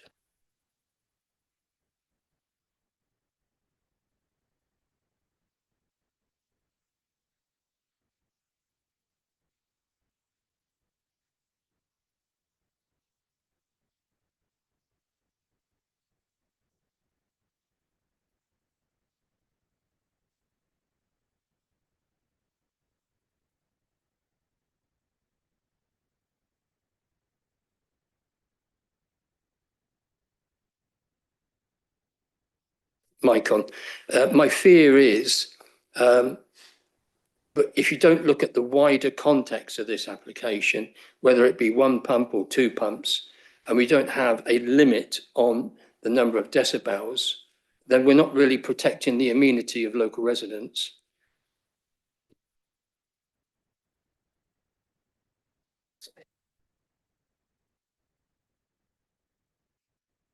I think that, thank you, Chair. So I think the way that the suggestion that Councillor Henwood is making is that there might be a different way or a better way to limit the noise from this development. Correct. But I just need to be clear that the method that's been set out in condition 4 has been suggested partially by the council's own environmental health specialist with reference to a British standard, and follows an approach which is the established way of doing this and limiting noise. The idea of having a sort of a hard figure in terms of what you can't exceed doesn't take into account fluctuations in background noise level, which could change. And that is that's the reason why this is set out in a very specific way, which looks at that and refers to the British standard, refers to noise sensitive premises. It refers to a specific methodology. The idea that we would simply cap the noise level at a certain specific figure isn't the established way of doing this. And it's a highly technical matter. It's one which we've sought advice on when making the recommendation. Thank you for clarification, Chair. Thank you. Councillor Tino. So I think I understand this right. 3 months after it's installed, you're going to go and measure the sound from it. How confident are you that there aren't a range of other factors like, I don't know, the weather, age, or whatever, that might make that sound change and get louder over time and affect the residents? I suppose particularly thinking about age of the thing and things getting broken or whatever. So is that sort of an ongoing commitment that we would go and measure repeatedly or respond to complaints, and then that would be, they'd have to respond to that, the owners of the property, who may change, I suppose, and it might not be the university at some point? There's a few aspects to this which I think we've resolved that, or hopefully resolved that concern with conditions. So with respect to the deterioration of the units, that can take place, and that's one of the reasons for condition 5, which deals with the sort of anti-vibration isolators, and it talks about vibration from casing. As units deteriorate, sometimes there can be a sort of a rattling noise, and that's why that condition is there, to obviously require that to safeguard that and ensure that the units are adequately maintained. With regards to things like the weather, or if there are fluctuations in the way that the noise reports are carried out, I think if there are discrepancies, the council has its own environmental health function, where we monitor noise, and that work we can carry out independent surveys that isn't work carried out by the applicant or somebody on their behalf. And in those circumstances, we might identify if we think that there are inadequacies in those surveys, or errors or anomalies for some of the examples that you've given. Though, things like the weather would be covered by the British standard. There's a requirement for noise readings to be taken different times of the day, and that would be scrutinised again by officers who have those technical expertise, not me, but our environmental health team. Just to sort of clarify, I mean, the noise level will be set by the condition and by the information that we approve under the condition. Ultimately, if things change because the air source heat pump changes or it's faulty, or issues that come about, clearly the baseline is set by the condition, but our environmental health team also are able to investigate statutory noise nuisances. So where that also comes into play, there's other regulatory functions that the council has to investigate that. If it's then found that's creating a nuisance and it's gone over the decibels, we also have the condition that we can enforce against. So it's a two-pronged thing, really. Okay, thank you. Councillor Rahman then. Thank you, Chair. I think Andrew answered one of my questions when he was responding to Councillor Holdsworth. Just a question, the officer said that our environmental officers even go by the British standard, but when we had the objectors speaking, they said that they use the British standard for 0, whatever it was. So they're saying that it doesn't comply. Officers saying it does comply. I just need a bit of clarity on that if I can.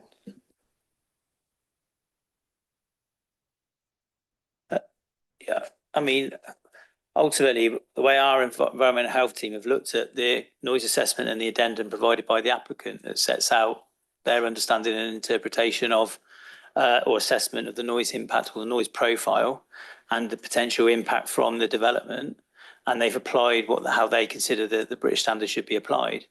The objectors, or the residents rather than say, let's go objectors, sorry, have provided their noise assessment, which has got an interpretation of the British standard. Our environmental health officers are satisfied that, from the basis of the background noise levels that are shown in both assessments, that they don't believe there will be an impact. However, the reason for this condition is to try to manage that. But there is a difference of opinion in terms of how that British standard is applied. but our environmental health officers are satisfied. They haven't said one's wrong or one's not wrong. Ultimately, they looked at the background noise levels that have come out of both surveys, and they consider there wouldn't necessarily be any harm. So but they've recommended this condition to try to cut through that professional difference, and on the basis that there are concerns have been raised. So that's how we consider that we should deal with it. I can't tell you which is the right way to apply the British standard. I'm not an environmental health engineer, but our environmental health officers would have applied that and taken their view, and they consider they've raised no objection. So ultimately, you can draw your own conclusion from that. So that's where we are really with it. Councillor Kerr? It's just a kind of a addendum to Councillor Ortino's point. There's sort of unusually a private swimming pool very close to this. You can see from the satellite in one of the neighbouring gardens. Now, surely, given that private swimming pools make a kind of noise nuisance and pumps and heat and this very kind of similar noise, that the time of year that the background noise will be measured will make a significant difference, because if you're comparing summer and winter, you'll hear different noises from that private swimming pool. Has that been factored in from a kind of, seasonality perspective? No, because we don't also know when the applicant might wish to install the development. They will have 3 years in which to implement the development, and background noise may change elsewhere, but it's a residential garden. These are residential gardens in an urban area. Again, you point to other elements in other gardens that may cause some noise, or use may cause some noise, and may have an impact on background change. So ultimately, that profile, how they go about assessing that, that's for our environmental health officers to agree and to deal with. I can't really say when they might do that, because like I say, within 3 years, they may decide to implement it in different, whatever season they do. So I can't really answer that, I'm afraid. Councillor Hollingsworth? Yeah, sorry, I'm going back round to my first question again. Just want to be absolutely clear on this, the difference between background and underlying, because there's potentially two meanings we're both thinking of here. So the law says, or government guidance says that a noise nuisance is if there is 34 decibels of noise. If the underlying noise level is no more than 24, and if the underlying level is more than 24, then it's a gap of 10. So if it was 26, then it'd be 36 or whatever it might be. The issue there is that's the underlying noise. So if it's like a nightclub, but it's next to a main road, the main road is the underlying noise, the nightclub is the noise pollution level you're measuring. What I thought we were talking about in condition 4 is what is the noise level now, and therefore what will be the increase as a result. That's two different things. So I think that picks up the point about the background level. Obviously it's going to go up and down, the weather changes, the traffic levels change, you do it when, I don't know, Bryce Norton flying a lot of planes over, there's more noise. So it moves around. What I was thinking we were talking about was the noise level that is coming now and how it will change as a result of this. Those are two different things. The condition asks for details of the background noise levels when measured against the British standard now. So that would be setting the background noise level. That deals with the professional difference between the two parties. And then it looks at the impact from the air source heat pumps that would be put in place to ensure the post-installation noise assessment shall be carried out to confirm compliance with the noise criteria that's been established, and any additional steps mitigated to deal with the noise shall be taken as necessary. So it will assess the background noise levels now or whenever they do the survey prior to them installing the air source heat pumps. So make sure I would use some invented numbers for this just to make sure I've got the maths correct. I appreciate that somebody's better at numbers than this than me. So what condition 4 says, there will be a survey of the noise now before these pumps are installed, and that, say, let us assume it's 20 as a round number of decibels. then under the current government guidance, if that is the background noise, then a noise which would be in breach of the guidelines would have to be 31, because that would be more than 10 up. However, condition 4 says it must not be higher than 20.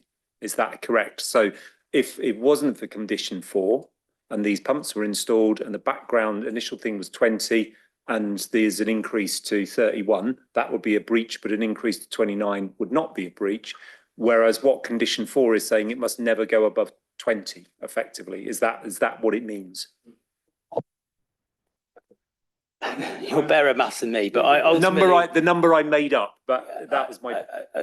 The long and short of it is that the purpose of the survey is to set the agreed background noise levels using the British standard at the nearest and or most affected noise sensitive premises. So to look at the relevant receptors and to set and agree that background noise level.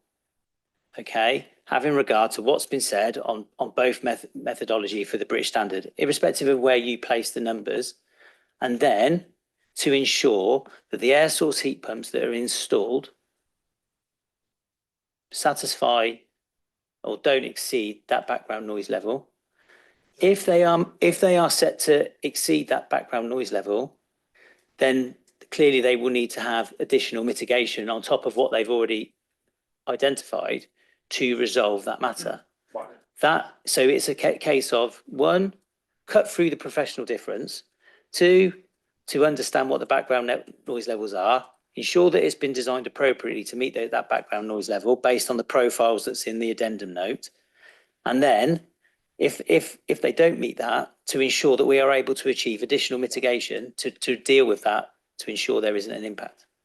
Does that follow? Yes, so just to be completely sure I'm totally right on this. So in layman's terms, this application is approved with this condition, then no increase in the decibel level at all will be allowed.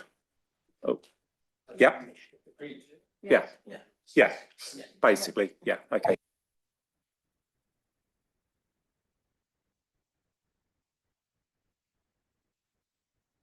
So in my view, Chair, through you, I mean, it might be worth rewording condition 4 to make that very clear, both to the applicant and to the future.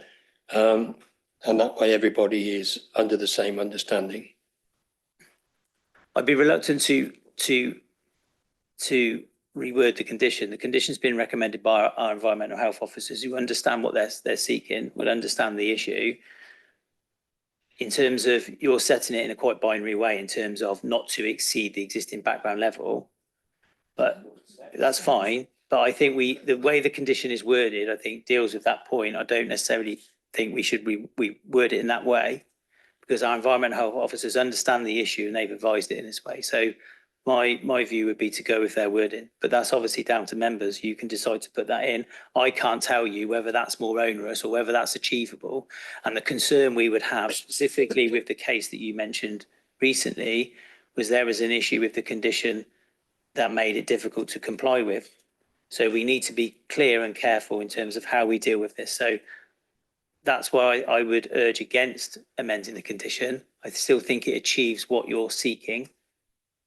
But our environmental health officers have advised this, so that's where I think we would have to set it.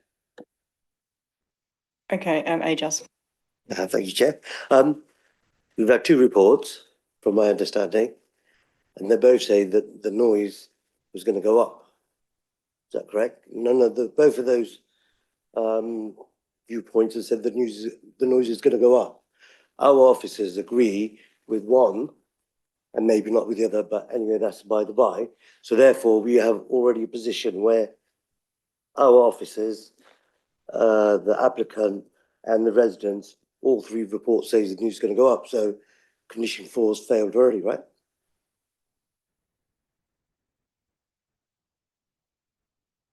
So there's a really important point in condition 4, which is it's when measured at it's to do with noise sensitive premises. So there could be an increase in noise level in a nearby garden, but not at the point of the house, is my understanding, or a certain distance from the house. And that's where the British Standard comes in, which I'm afraid I'm not well versed in. But there will be some increases in noise around the site, but not the noise sensitive premises. And that's the point about condition 4. Sorry, Chair, just to clarify, I mean, just looking at the comments that we've received from our environmental health officer, ultimately what he says is our policy RE8 and the BS standard look for a minimal impact on sensitive receptors, which he is confident has been achieved. And both consultants' views on the survey procedure, in my opinion, is just professional differences and will not change that there should be a minimal impact on the local amenity. So that's why you got this issue about where you're wanting to set the condition, Councillor Hollingsworth. But the point is, it talks about minimal impact. That's why he's worded the condition in such a way. Right, if there are no further questions, I think I will move forward to discussion. So who would like to open discussion? See, Jemima. I would be approving this application. I have an air source heat pump, and although it's not industrial scale, I've lived with an ambient noise now for 5 years. It seems to me that given the criteria that we've been presented by the applicant about the need to carbonise buildings, about the normality of air source heat pumps in European cities, this is something that we're going to be seeing more and more of. I'm hugely aware of concerns around noise, but I do just think on a practical level, we do have to understand that it is a different type of noise. To quote Alex Hollingsworth, it's about change. You know, change is something that we look at a lot here at planning. So I think, with all respect to the experts, to the environmental health officers, what we're looking at here is actually a very progressive and exciting change to the way we live and consume energy here in Oxford, and I will be approving this application. Thank you very much. I see Ajaz, and then I think I saw Alex. Yeah, a couple of comments. Some of the flats are empty. They're probably by choice or lack of investment in what we have at the moment. The stuff that we heard about the noise from the houses. So I did hear one of the residents say that their garden is quite long, but in effect, what you're trying to tell them is that they can only use half their garden because they're going to have the heat source pumps right next to that back garden. So that's going to be a big impact on their lives. And I agree with everybody. Everybody wants a net zero carbon. But the impact, in my opinion, it's unfair on people that live there. So I'm sure that we can come up, or the university come up with a better solution. So I think that the pumps cause too much disruption to the neighbours from what we've heard so far. Thank you. Alex, and then I've got David. Yeah, I mean, I think the basic principle of doing this is very, very sound. There is a national, international, global obligation to move heat generation in this direction, the replacement of gas with electricity. So this is basically something that ought to happen. The fact that we have 39 homes, let's be clear, they are homes, they are for students, but they count as homes, which are currently empty because the boilers don't work anymore, is something which ought to be treated as a matter of urgency. However, there is, I cited, and the officers touched on it as well, the difficulty with large plant, if there is a failure to grasp what the noise impacts of it are going to be. And so the learning from that is, as officers said, the failure to be able to enforce the necessary improvement because the condition on that particular application was not robust enough to do. It's why I think Councillor Henwood and I wanted to burrow into great details on condition 4. I asked it 3 or 4 times, and I'm now absolutely positive on this. This is a condition which says there will be no increase at all in the sound. Now, frankly, that's pretty challenging. The British condition issue, I mean, there will be some adjustments. It's possible that sound which is audible 10 feet away will go up, but there are clear guidance in the British standard on this. Frankly, I was surprised at how robust this condition actually was, given that the guidance on noise pollution is that it's 10 decibels above the background noise before you start breaching the rules. This will be allowed to go 0 carbons above. So on that basis, it strikes me that condition 4 as worded is more robust than I had imagined it would be. And on that basis, I would be content to second. I do it with some nervousness for the applicant and for the neighbours based on the issues I've had, that there will be a lot of toing and froing getting this sound control to actually work. But this condition gives the council the power to force the applicant to do it. And I think that is what I think we're all looking for, because that has not happened with the situation in the ward I represent. Thank you very much. David? Thank you, Chair. So, yeah, I agree actually with Alex on this one. The fact that we've got that condition 4 and we can't exceed background noise, it's almost undeliverable. I don't see how it can be achieved. However, the condition is there. I would like to see it tightened up in terms of its language, so residents can be assured that is the outcome, that is the ceiling of noise level. So therefore, I am nervous about that particular condition 4. I don't see how it can be achieved. Therefore, I will be abstaining on this application. Thank you.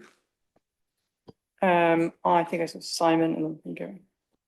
Yeah, I think I support this. I think condition 4 should reassure the residents, although I'd be worried about it if I was the applicant, that it's possible. But I think we have to agree, support. Back to Asia. Yeah, I just want to reaffirm really that the 0 decibels, if it can be achieved, is 40 meters away. So, you know, the house that people live in, or wherever they live, the garden's part of their home, which they use. So that impact, there's going to be impact, and their lives are going to be impacted. Social lives are going to be impacted. So I just want everybody to think about that again, please. Okay, just to reinforce the point, the wording is that the 2 air source heat pump installations shall not exceed the existing background level at any noise sensitive premises. So I do take the point about noise sensitive premise, but it would be an extremely odd noise that was significantly high in the garden and then dropped to 0 by the time it hit the house. That's not how most noise works. And I'm looking at the noise expert and he doesn't think that will work. So, I mean, I think it may not be a complete 0 in the garden, but it's going to be very, very small. Otherwise, it's not going to comply with the 0. So, as I said, I think this is a very robustly worded condition, but I think it's pretty clear. That's what it says. I don't think the wording needs changing. Okay, so we have had a proposal to approve from Councillor Hunt, and I believe it was seconded by Alex. Chair, just before it's a vote, is there any changes to that condition? I mean, so yes, there was a proposal to approve with all of the conditions as listed and the various delegated authorities. So so I guess all those in favour of that proposal. Yeah. The condition as amended, as was set out in the by the officer in the beginning. Yeah. That's what I was. Yeah. Yeah. Sorry. Okay. With that, all those in favour.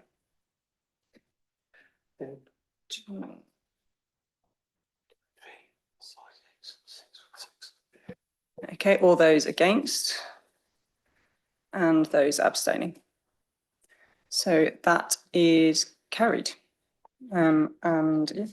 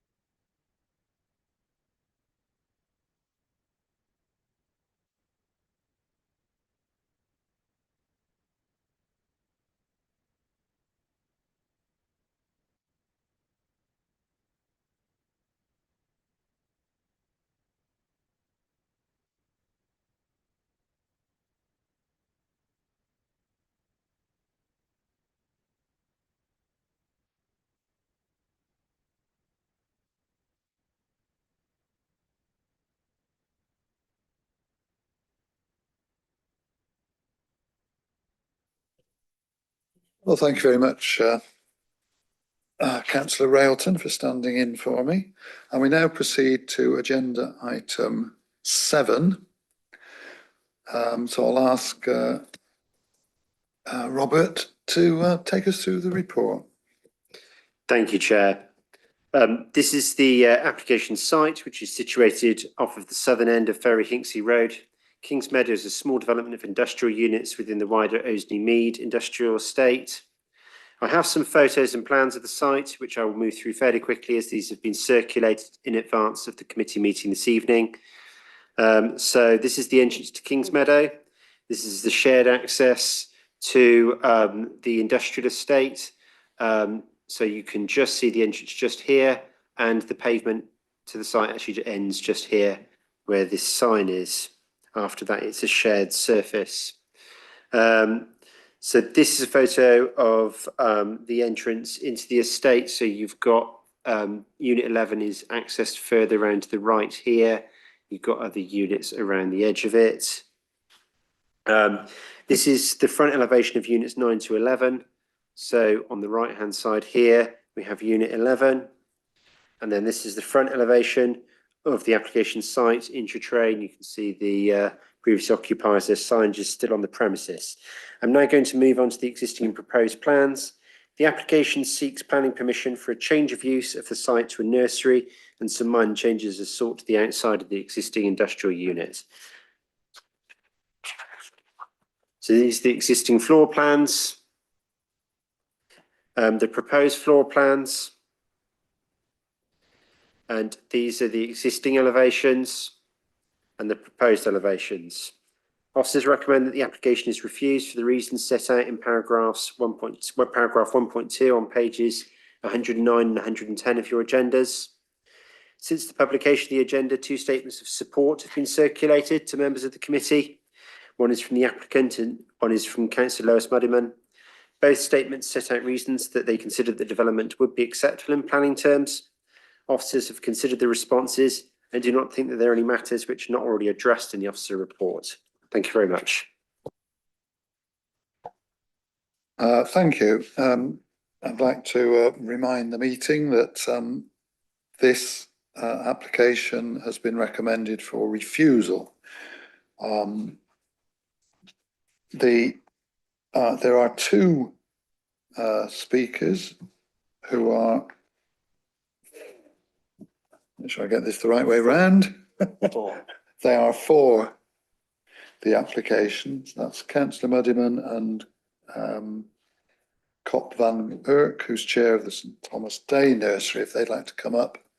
Yeah, I'm here because it's so complicated. We want to better it, but you just on one place to speak with it. Thank you. So it is only the chair of the St Thomas Day Nursery to speak. You have 5 minutes. Thank you. I'm Koppel van Urk. I'm the director and also a parent at St. Thomas Day Nursery. I'm going to speak in support of the application today, just to summarize the key points that we think were in this statement we submitted, in the hopes that you'll help us preserve a treasured community nursery. 35 years ago, parents of West Oxford stepped in to save a key community facility that was going to be lost. The nursery occupies a temporary building that was put up in the 80s and meant to last for only 5 years. Staff and parents have worked hard for decades, out of hours, on weekends, and after bedtime, and we've always made it work. We've always made do. The provision we provide is cheap and cheerful, and our reputation is excellent. We deliver high quality, affordable childcare and SEND provision that to a community that remains underserved for both. And we have a waiting list that's full until March 2027. We face a difficult situation, as explained in our statement. Finding an affordable nursery site in West Oxford with limited time is very, very challenging. We recognize that a nursery constitutes vulnerable use and that our proposed site in flood zone 3B conflicts with flood risk guidance. But we believe that flood risk inconsistency can and must be weighed against other planning benefits. Both the planning inspector and Secretary of State have taken the same view in a recent decision that we cited. We would never take chances with the safety of our children. That's the main priority in how we operate the nursery. Development in flood zone 3B may be permitted under local policy RE3 if the footprint of the building isn't changed and future occupants are safe.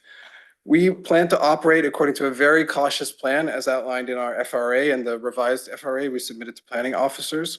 The Thames has a large catchment area. It floods slowly and predictably. Nurseries are occupied during the daytime only and run by highly trained staff. The EA provides a robust warning system that issues warnings on average 24 to 80 hours before floods occur. We commit to real-time monitoring of flood risk. The nursery will not open in the event of any flood warning or flooding of the access road. In case of a flood, staff and children simply will not be on site, and they will be safe. In principle, children can also be safely evacuated upstairs, but we won't have to resort to this. And we note that other nursery providers in the area are in similar flood zones and appear to operate on the same principle. Kings Meadow will also benefit substantially from a flood wall placed around the estate and a raised embankment along the access road as part of the flood alleviation scheme, which the EA does not take into account. Modeling in the Oxford West End Spatial Framework shows that the risk of flooding with the scheme in place will be no different at our proposed site than at our current location. We recognize, though, that flood risk is a negative factor that must be given weight, but weight against the many social, health, and economic benefits that a nursery generates, allowing parents to work, high-quality childcare, the most affordable childcare in the area, expert SEND provision, the retention of 18 highly qualified staff in an earlier sector that faces real struggles with recruitment, the improvement of an aging and dated nursery building, as well as reducing traffic to central Oxford and encouraging cycling and walking. We believe that these considerable public benefits clearly outweigh the planning officer's view that our proposal does not accord with flood risk policy. Cycle parking is cited as a reason for refusal as well. Staff bikes can be stored in the lobby building, but we include revised plans for dedicated outdoor parking also, and we'd be happy to agree to a planning condition for a cycle parking strategy. For the sake of transparency, if planning permission were refused today, we would seek to obtain a certificate of lawfulness for proposed use. The property we bought was used as an office for 2 decades. Offices and nurseries fall into Class E, a large and flexible class within a change of use does not require planning permission. Planning officers have raised the issue of 1987 restrictive conditions on Kings Meadow and advised us to seek planning permission. That's why we're here, to cooperate with city planning officers. But in our view, these 1987 conditions are not relevant. They appear never to have been enforced, are not in line with the current local plan, and were primarily concerned with preventing retail to reduce traffic on Ferry Hinksey Road. So we think a certificate of lawfulness remains a viable alternative that renders the considerations of flood risk irrelevant. But we seek to work with planning officers and counselors to save a nursery facility with broad community support and operate it on an acceptable basis. And I'm happy to answer any questions or concerns that you may have. Thank you. Now we pass on to questions from the committee. So could I invite any questions? Councillor Kerr, Councillor Henwood and Councillor Hollingsworth. I've got 2 questions. One is about the outside playground absence of. Just to be clear, it looks like there is no outside space. And can we provide a condition that says that planning would only be granted if there was an outside space, because that's a severe concern. And then the other one is about the cycle parking, which it says we cannot put a condition around because obviously there is no cycle parking in the application. But it appears that we are not able to require cycle parking, which seems to be contradictory to how things often operate in this committee. So could you clarify why we would not be able to require cycle parking? Thank you. I'll deal with the first question first, if that's okay, Chair. So with regards to outside play area, I'm also familiar that there are requirements, Ofsted requirements for outdoor play.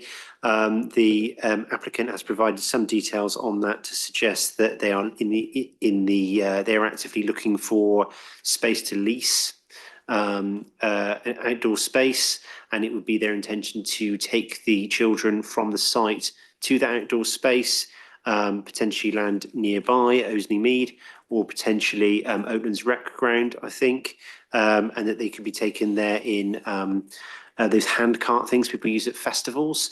So that would be their intention. I don't think it's their intention to use any part of the application site, so I don't think we would be looking to condition that. If members were minded to grant planning permission, though, we could presumably, if we felt it was necessary, impose a condition for the management and hours operation of outdoor space. Not quite sure how that would work, but something we would have to consider. With regards to cycle parking, normally that is something that we would require by condition. In this case, because planning permission is required for a cycle parking outside of the site, because it would actually be an operational development which would actually require planning permission itself, even the installation of Sheffield stands, in my view. Because it's not included in the application description, we can't now require it because it hasn't been subject to consultation. I should say that if officers were, if we'd considered that we would be able to grant planning permission, the flooding issue hadn't been there, we would have likely have sought an amendment to the application description to include cycle parking, sought amended plans, and then required the provision of cycle parking. And I would concede that it is a relatively minor aspect of why this development is unacceptable. Thank you. Thank you, Chair. So I had the same question about cycle parking. I have one more additional question that I'd like to raise. I mean, it's a chicken and egg thing. I mean, there is an existing site there, and the applicant is not proposing to change that footprint. So did the floodplain come after the introduction of the site or before? Which was first? I don't know what the floodplain would have been in the 1980s when the site got planning permission, but clearly as an employment industrial use, it was considered to be an appropriate form of development in that location at that time. Because it was an industrial use, presumably it was considered to be acceptable in that location. In some circumstances, planning permission wouldn't be required to change from that use to a nursery, but because there was a condition imposed on the 1987 grant of planning permission, this is now something that that a change of use is required in planning terms, and that would be a change from a less vulnerable use in planning terms in the context of Annex 3 of the NPPF policies, and this is all set out in the officer agenda, to a more vulnerable use, the nursery. And in that context, in the context of flood zone 3B, that's unacceptable. Chair. Just to also clarify, because it was also mentioned by the person speaking in favour of the application, and also in the representations they've submitted to committee, it isn't solely the officer's view that the flood risk issues here are fundamental in terms of the reason for refusal.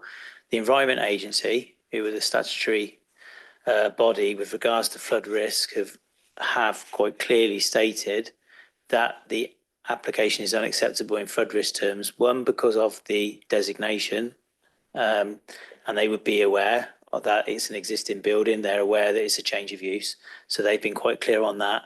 They've also been clear on the flood risk assessment that was submitted did not provide the proper flood, the correct flood levels relative to the area in which it's cited, and therefore hasn't properly considered the flood risk to make it flood resilient, etc.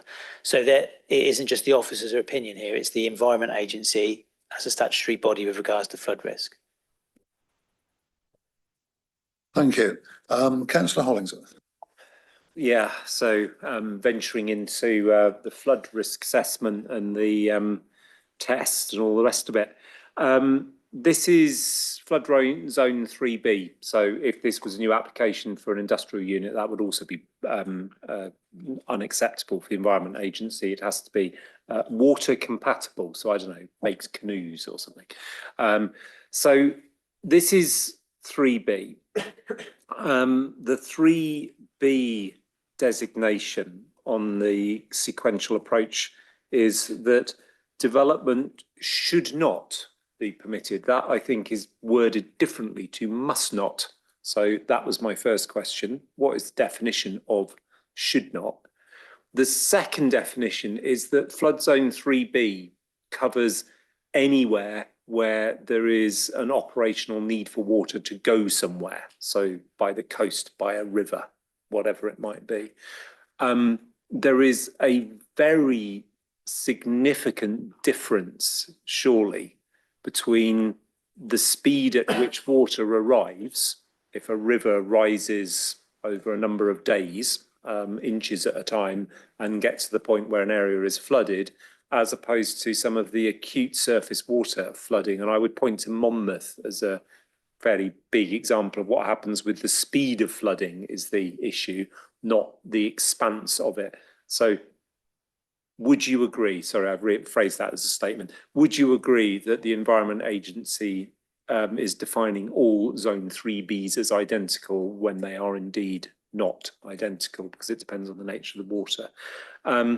And then the final element was, if my definition of should not being must were to be acceptable, and if the opportunity for members to consider 3B based on what actually happens, and we've all seen it, 2007 in the obvious example, would it, how major is the failure of the applicant to have met the requirements for their flood alleviation and flood analysis report? So if we were to accept, for example, that the EA's first point of objection wasn't sustainable and we should proceed, what about this second one that they've raised? And what would be the consequences of their objection still being present? Have they the right to challenge a decision on, well, it'd have to be judicial review in this case, wouldn't it? So there we go, there's enough for you to chew on, I hope. Thank you. Robert, you answer that one? Thank you, Chair. So with regards to the should, I have gone back to our flood officer with the Environment Agency's response and asked him what his view on it was, and he said that this amounts to an in-principle objection, that the development is, it's very clear, and that you've referred to the table which I've set out in the officer report, which shows that flood zone, that a more vulnerable use should not be allowed in a flood zone 3B area.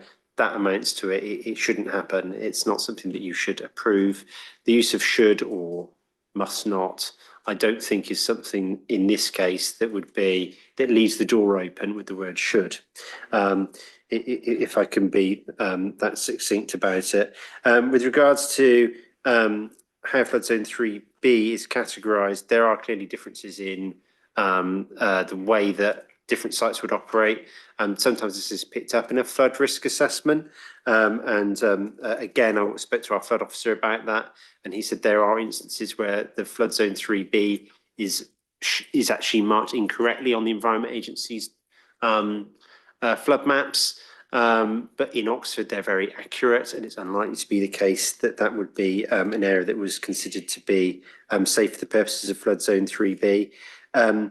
Because there's an in-principle issue here with regards to the acceptability of this location in flooding terms, we don't get into the technical point as to whether or not this can be managed, which I think is coming to the point that I think that you were querying, which is there a way that the flood events in this locality could be managed in terms of that risk? I don't think we get to that point because this falls at the principal point, which is the first part of the Environment Agency's objection.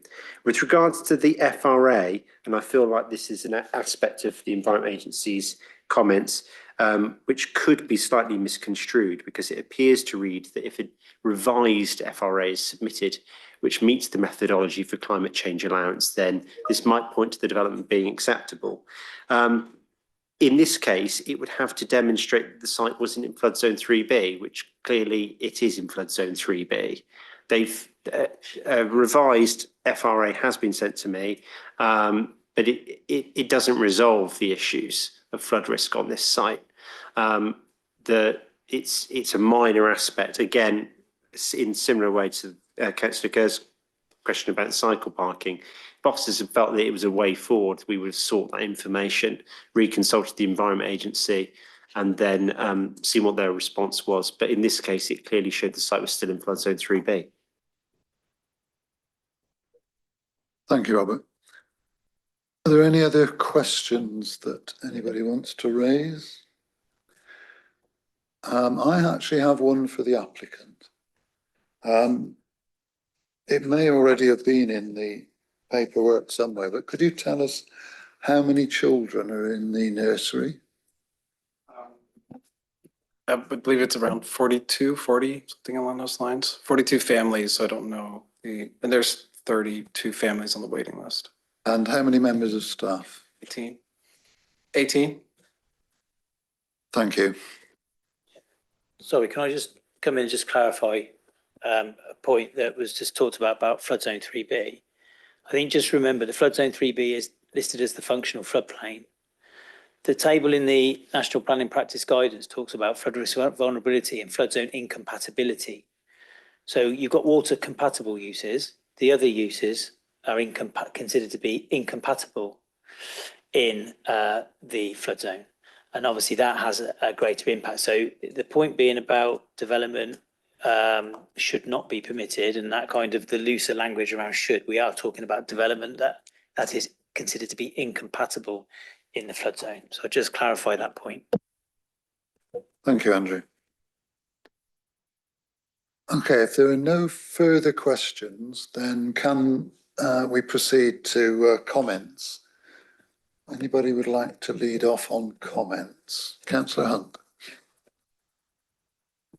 I think this is a very difficult one for us, particularly those of us who are parents and knowing the how critical it is to find childcare. And I think one also looks around, and certainly my daughter went to a primary school which was built in a flood meadow, for example.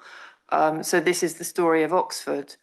It seems to me that we're looking at this wording around more vulnerable. That seems to me to be doing a lot of heavy lifting, given that this is an estate with many, many units that are, being advertised for hot desking, and it's an active area. It's not a place that's being told is under threat of flooding. So there does seem to be an inconsistency there. So I think just in terms of trying to weigh up the planning benefits, it's a very difficult one for us to judge right now. Thank you. Any further comments? Sorry, Adrian. Thank you, Chair. I think we had this last time with the pedal court. I think that we ended up with that the statutory body, being the EA, it has to transcend. You have to satisfy them before, otherwise we'll have applications. So the use, I don't think everybody's in support of the use, but I just think that because the statutory body has not been satisfied, that we don't have much of a choice to go against that. Thank you. Any further comments? I'd just like to make one that follow up on something that Councillor Hunt said. It's also grandparents who are aware of this sort of thing. More seriously though, there's clearly a need for this nursery, but I have reservations not only for the flooding issue, but the access issues, traffic issues. This is an area of an industrial estate where there will be at times quite large vehicles coming and going. There are lots of, I'm guessing, quite a lot of car traffic. It really doesn't seem to me to be a very good place to put a nursery. There's no amenity space, there's no outdoor space, there's no pavements. It's just not the right place for a nursery. And I think the potential flooding issue is a big one. So therefore, I therefore propose that we accept the officer's recommendation to refuse the application. So I'd like to invite somebody to second that. Councillor Henwood, second. So we'll now proceed to the vote, and the vote to refuse the application, just so everybody's clear. All those in favour of refusing the application?